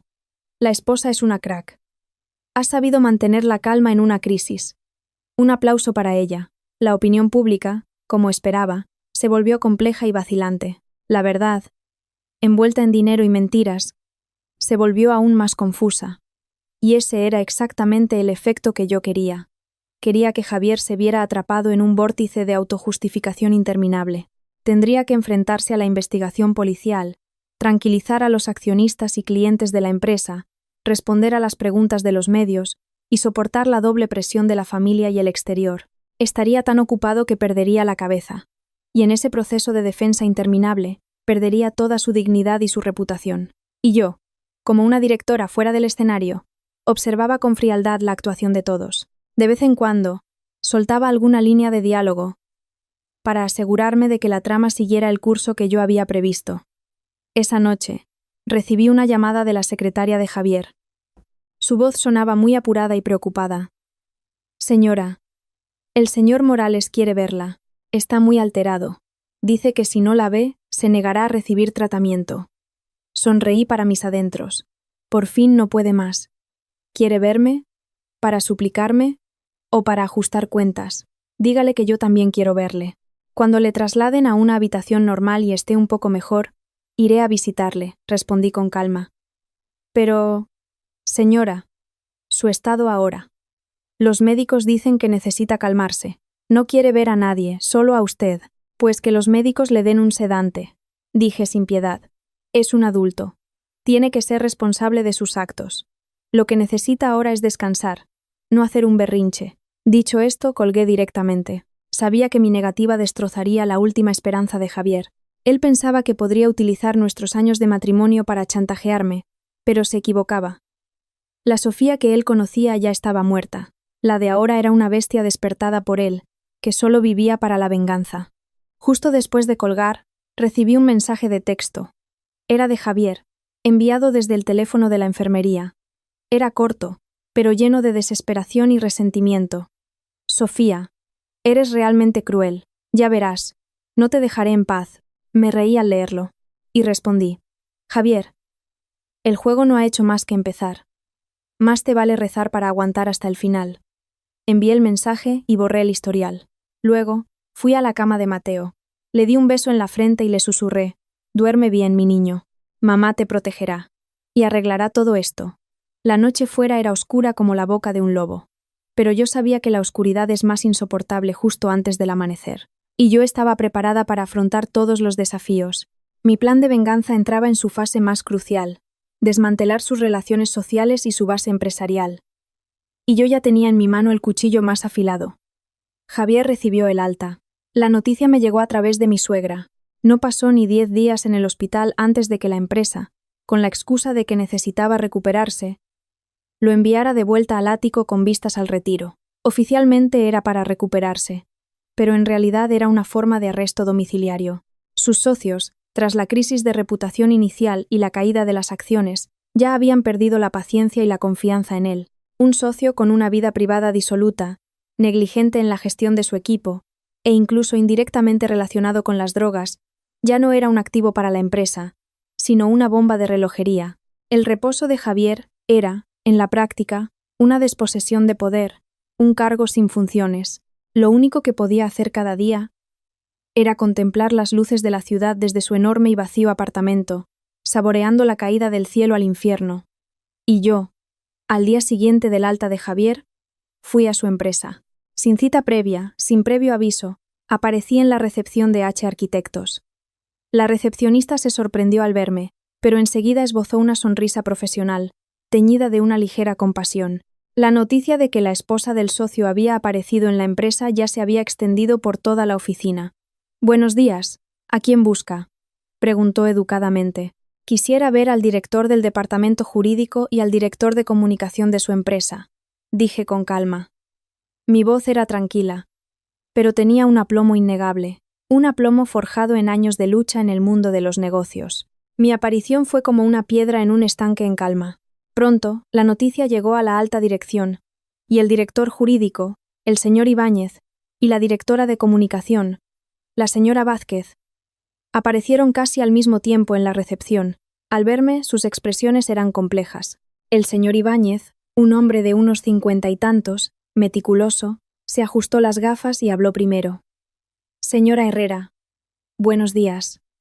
Soy Ibáñez, del departamento jurídico. Como sabrá, la empresa se está tomando el asunto del señor Morales muy en serio, y estamos trabajando activamente en ello. Señor Ibáñez, no hace falta tanta formalidad», respondí con una sonrisa. «No he venido a buscar culpables. He venido en representación del señor Morales, y de mí misma, para discutir con ustedes las medidas a tomar». «¿Medidas a tomar?». La señora Vázquez, una mujer inteligente de unos 30 y tantos, captó el doble sentido de mis palabras y preguntó con cautela. «Muy simple», dije, yendo al grano.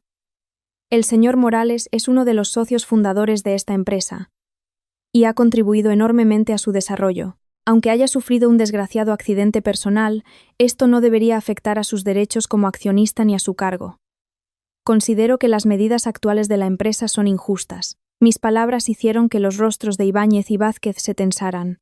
No esperaban que esta aparentemente frágil ama de casa adoptara una postura de negociación tan firme. «Señora Herrera, para ser sinceros», frunció el ceño Ibáñez. «Las acciones personales del señor Morales ya han causado un grave daño a la imagen de marca y a la reputación comercial de la empresa. Según los estatutos y el acuerdo de socios, tenemos derecho a suspender sus funciones y a llevar a cabo una investigación interna. No es algo personal contra él, sino por el bien a largo plazo de la empresa. Lo entiendo». Asentí, y con calma, saqué un documento de mi bolso y lo dejé sobre el mostrador. «Esto es una carta de intenciones de traspaso de acciones. Propongo que el señor Morales ceda el 30% de sus acciones a los demás socios a un precio muy por debajo del de mercado. A cambio, la empresa debe emitir un comunicado oficial que restaure la reputación del señor Morales y pagarle una suma considerable en concepto de daños morales y compensación por rehabilitación. Además, su cargo debe mantenerse, como mínimo, como socio de honor, para garantizar su sustento básico». Este documento era un acuerdo de venta que había diseñado meticulosamente durante 4 días, con el asesoramiento de un abogado experto, explotando las lagunas en la estructura de capital de la empresa. Mi propuesta, en apariencia, defendía los intereses de Javier, pero en realidad era una trampa maliciosa. Primero, el 30% de las acciones era el mayor activo de Javier en la empresa. Una vez cedido, perdería por completo el control y se convertiría en una figura decorativa. Segundo, la venta a bajo precio significaba que perdería millones de euros. Tercero, la supuesta compensación, aunque parecía elevada, era una miseria en comparación con la pérdida de las acciones.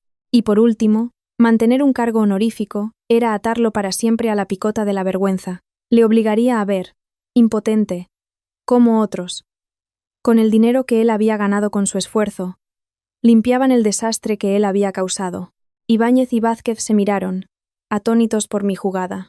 Esperaban que apelara a las emociones, no que actuara con tal frialdad empresarial. La astucia y los métodos de esta mujer superaban con creces su imaginación. Señora Herrera, esta propuesta es demasiado dura, dijo Vázquez con dificultad. La empresa ya ha sufrido grandes pérdidas por este asunto. No podemos aceptar estas condiciones. Ah, no. Sonreí. Me incliné ligeramente hacia adelante y bajé la voz. Señores, seamos sinceros. Ustedes conocen la situación actual de Javier mejor que yo. ¿Qué valor le queda? Su estado de salud le permite seguir trabajando a un ritmo elevado. Su imagen personal está en quiebra. ¿Quién le va a confiar un proyecto en el futuro? Tenerle en la empresa no es un activo, es una carga, una bomba de relojería, en lugar de dejar que la situación se agrave. ¿No es mejor solucionarlo de una vez, con el menor coste y la mayor estabilidad? Además, hice una pausa y mi mirada se agudizó. ¿Creen que la investigación policial sobre el caso de drogas de Valeria va a terminar tan fácilmente? ¿Y si sale algo más? Por ejemplo, algún tipo de acuerdo económico entre ella y el señor Morales, o algo que ella tenga que pueda perjudicar a la empresa. Era una amenaza explícita. Estaba explotando su miedo a que el escándalo se extendiera. El caso de drogas de Valeria era solo el principio. Nadie sabía cuántos secretos se escondían detrás. Si no aceptaban mis condiciones, no dudaría en remover más el fango. Un sudor frío perló las frentes de Ibáñez y Vázquez. Sabían que cada una de mis palabras podía hacerse realidad. La mujer que tenían delante ya no era alguien a quien pudieran manejar fácilmente. La negociación se prolongó desde la mañana hasta la tarde. Finalmente, bajo mi intensa presión psicológica y mi preciso cálculo de intereses, no tuvieron más remedio que ceder. Llegamos a un acuerdo provisional. Javier cedería el 15% de sus acciones. Cedí un poco. La empresa pagaría una compensación considerable y mantendría su cargo de socio de honor de por vida. Los detalles serían redactados por los equipos de abogados. Al salir del edificio de H. Arquitectos, miré al cielo azul y respiré hondo. El sol me bañaba cálidamente. Había ganado esta batalla. No solo había exprimido el último valor económico de Javier, sino que lo había expulsado por completo del imperio empresarial que él mismo había construido. Ahora, aparte de su lujoso ático y algo de efectivo, no le quedaba nada. Y todo esto se había hecho bajo la apariencia de protegerle y velar por sus intereses. Una vez más, había utilizado la codicia y el miedo humanos para asestarle un golpe mortal. Al llegar a casa, mi suegra estaba ocupada en la cocina. Al verme, una sonrisa aduladora apareció en su rostro. «Sofía, ya has vuelto. ¿Cómo ha ido hoy?» «Bien, mamá», dije con calma. «Básicamente, hemos llegado a un acuerdo. La empresa se va a ocupar bien de Javier. Menos mal, menos mal». Mi suegra suspiró aliviada, pero enseguida la preocupación volvió a su rostro. Pero, entonces, las acciones de Javier se reducirán tanto. Y el dinero. No estará contento. «Mamá, no te preocupes». Me acerqué a ella. Le di una palmadita en el hombro y le dije con voz suave: «El dinero va y viene. Lo más importante es que esté sano y tranquilo. Javier necesita recuperarse ahora, y el cuidado de su familia. Como esposa y madre, en momentos así, tenemos que comprenderle y apoyarle». Mis palabras, sinceras y conmovedoras, hicieron que mi suegra se emocionara hasta el punto de enrojecer los ojos. Me cogió de la mano y dijo: «Sofía, eres tú la sensata. Yo solo sé ponerme nerviosa. De ahora en adelante, los asuntos de la casa, los haré como tú digas». Sonreí para mis adentros. El pez, por fin, había mordido el anzuelo por su cuenta. En los días siguientes, comencé a interpretar el papel de esposa abnegada y comprensiva. Iba todos los días al ático de Javier, le llevaba sopas nutritivas, hablaba con él y le consolaba. Por supuesto, el contenido de nuestras conversaciones giraba en torno a lo mucho que me había hecho daño y lo agraviada que yo estaba. De cara al público, mantuve la imagen de una esposa que apoya a su marido y supera las dificultades a su lado. Incluso concerté una entrevista con un importante medio de comunicación local, donde, entre lágrimas, conté cómo había afrontado el accidente y la traición de mi marido. Creé la imagen de una mujer grande, tolerante y sabia. Esta entrevista me granjeó una vez más elogios unánimes. Fui aclamada como un modelo de mujer moderna, un ejemplo positivo de cómo, ante la traición matrimonial, en lugar de llorar y gritar, se defiende con inteligencia y valor los intereses propios y los de la familia. Mis seguidores se multiplicaron, e incluso recibí una invitación de una organización de derechos de la mujer para dar una conferencia. Y Javier, en medio de esta obra de teatro de esposa abnegada, quedó completamente marginado, convertido en una figura simbólica. Pasó de ser un ser humano vivo a un símbolo que debía ser compadecido y salvado. Su dolor, su lucha, su rabia, a ojos del público, eran el justo castigo que merecía. Se convirtió en un hazmerreír patético que había sido perdonado y salvado por su esposa. Su espíritu se fue desgastando día a día, acercándose al colapso. Empezó a beber, sufría de insomnio, y pasaba las noches sentado en el balcón, fumando, con la mirada perdida en la distancia. Todo lo que una vez le había enorgullecido, su talento, su estatus, su riqueza, su amor, había sido pisoteado y reducido a cenizas por mí. Era como un águila desplumada, incapaz de volar, apenas respirando en el suelo. Ese día, como de costumbre, fui a verle a su ático. Estaba encogido en el sofá, desaliñado, sin rastro de su antiguo porte. Al verme, un destello de luz apareció por primera vez en sus ojos vacíos, pero esa luz estaba llena de emociones complejas. ¿A qué has venido ahora? Su voz era ronca y seca. A verte, Javier. Cogí un cuenco de sopa de la mesa y le acerqué una cucharada a la boca, con un gesto tan suave que parecía que iba a derramar agua. El médico ha dicho que tienes que alimentarte. Venga, abre. Javier no se movió. Me miró fijamente, como si quisiera devorarme viva. Después de un buen rato, apretó entre los dientes. Sofía, estarás muy contenta, ¿no? ¿Contenta de qué? Seguí sonriendo y acerqué un poco más la cuchara. Hago esto por ti porque te quiero. Y porque tenemos una familia. Tenemos a Mateo. No quiero que nuestros años de matrimonio se echen a perder así. ¿Que me quieres? Javier se echó a reír de repente, como un loco. Su risa era desgarradora, amarga. ¿Que me quieres? Después de dejarme así, después de ponerme en esta situación, todavía tienes el descaro de decir que me quieres. Sofía, eres la mujer más hipócrita y malvada del mundo. Piensa lo que quieras. Dejé el cuenco y me limpié las manos. Luego saqué un documento de mi bolso y lo puse sobre la mesa, delante de él.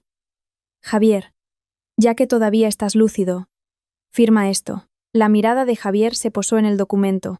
Con solo leer el título, su rostro se volvió pálido al instante. Acuerdo de divorcio. ¿Quieres divorciarte de mí? Me miró con incredulidad. Sí, admití con calma. Javier, entre nosotros ya no queda nada. En lugar de torturarnos mutuamente, es mejor que nos separemos de forma civilizada. He redactado este acuerdo. La casa y el coche te los quedas tú. Yo solo quiero a Mateo. El resto de los bienes gananciales, a medias. Por supuesto, teniendo en cuenta tu estado de salud actual, puedo renunciar a la mayor parte y quedarme solo con lo que nos corresponde a Mateo y a mí. Mis condiciones, en apariencia, eran justas, pero en realidad lo empujaban de nuevo al abismo. La casa y el coche eran sus únicos bienes restantes. Pero si se divorciaba, con la etiqueta de hombre abandonado, ¿qué sentido tenía quedarse solo en una casa enorme con un coche? Y lo de repartir los bienes a medias era una broma aún mayor. ¿Qué bienes le quedaban para repartir? Sofía, ni en tus sueños.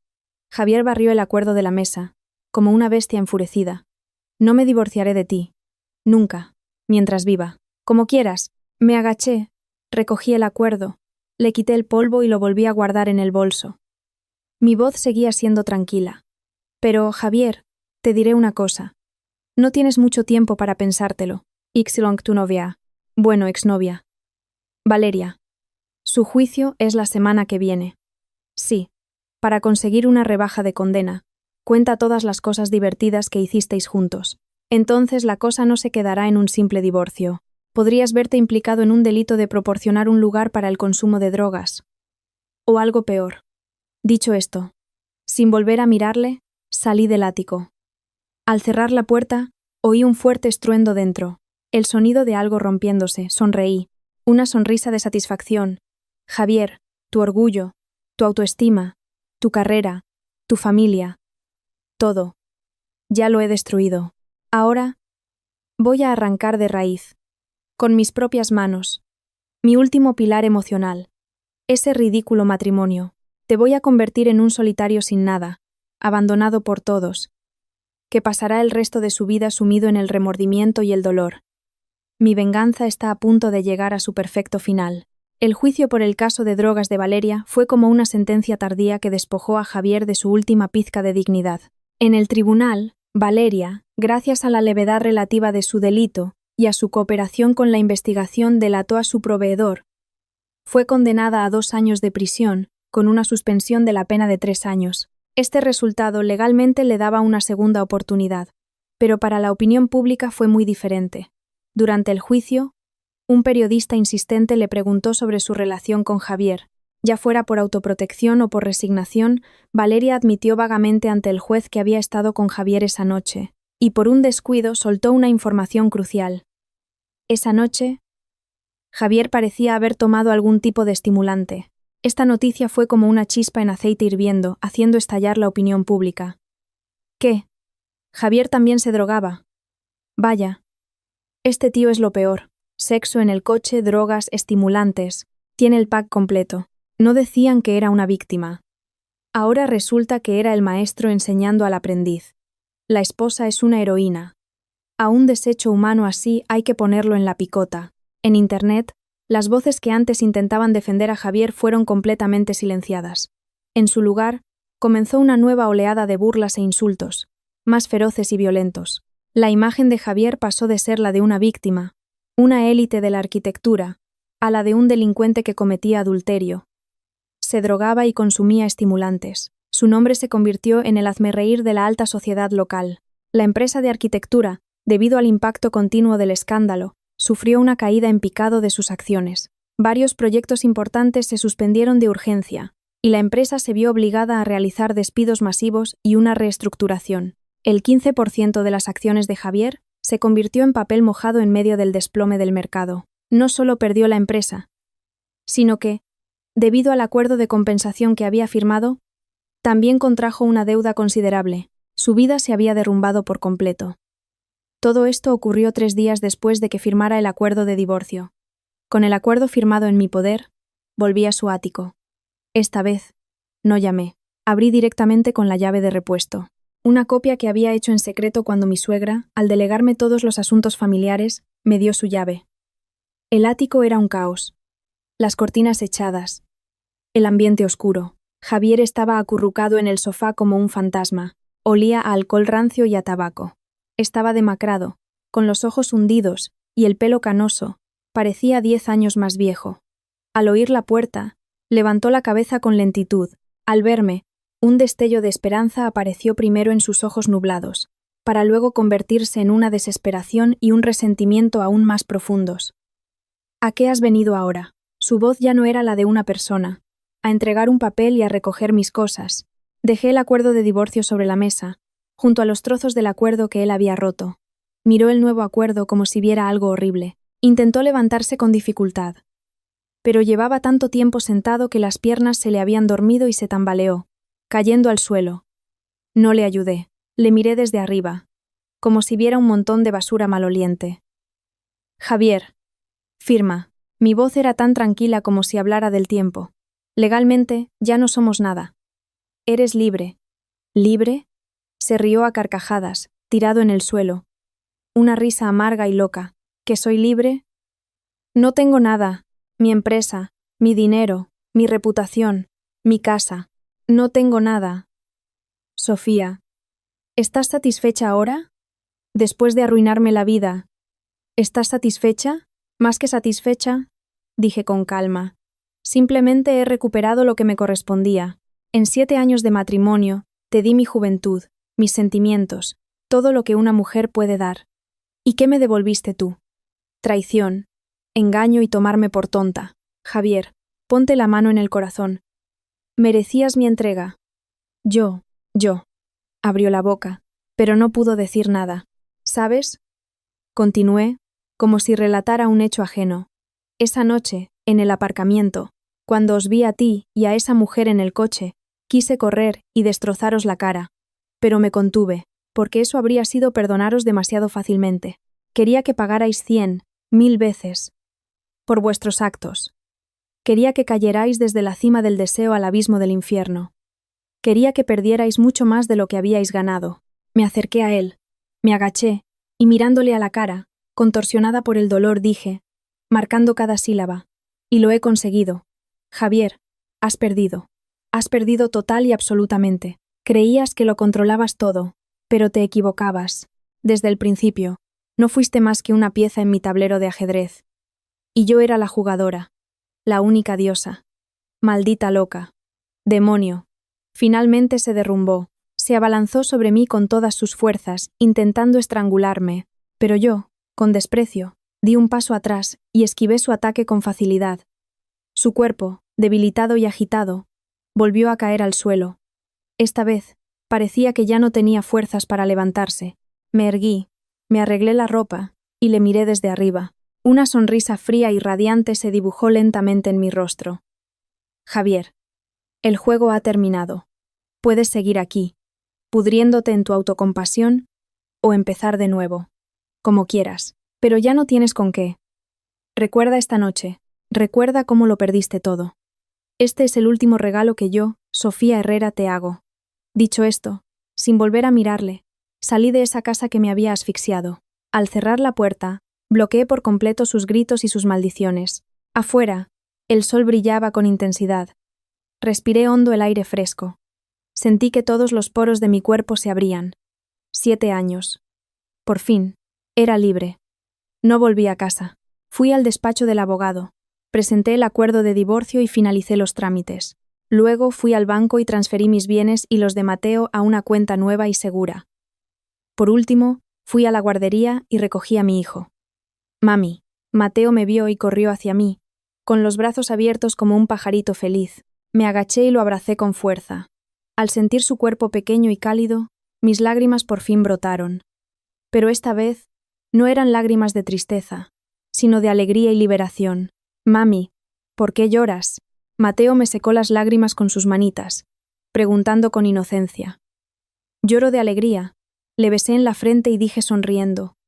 Porque mamá y Mateo, vamos a empezar una nueva vida. Sí, una nueva vida. No pensaba volver a casarme. La lección que me había dado Javier me había hecho comprender profundamente que el matrimonio no es una necesidad en la vida, y mucho menos el único refugio de una mujer. La felicidad de una mujer debe construirse sobre una personalidad independiente y una base económica, no depender de nadie. Con el dinero que le saqué a Javier y mis propios ahorros, monté mi propia pequeña consultoría de diseño. Volqué toda mi experiencia y mis contactos de años de trabajo en mi nuevo negocio.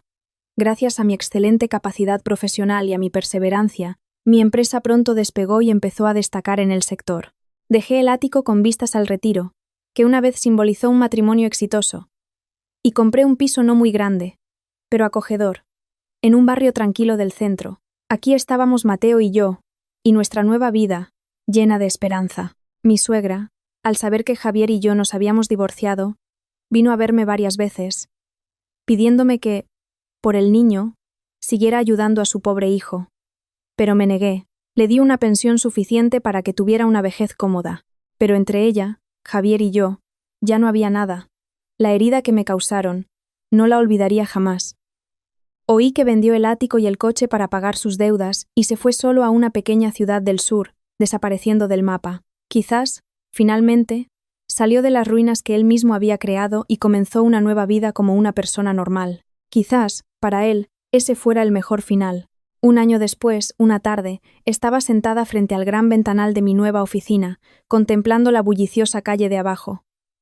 El sol inundaba mi escritorio, Sobre él un dibujo de Mateo que había ganado un premio.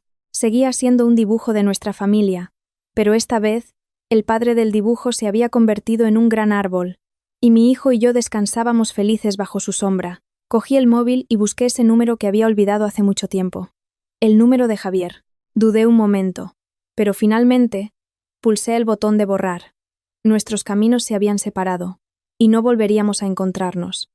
Mi historia parecía terminar aquí, la historia de una mujer que, tras sufrir la traición matrimonial, en lugar de resignarse, se venga con inteligencia y valor de su marido infiel y de su amante, y finalmente consigue una nueva vida. Pero la vida es mucho más compleja y profunda que una historia.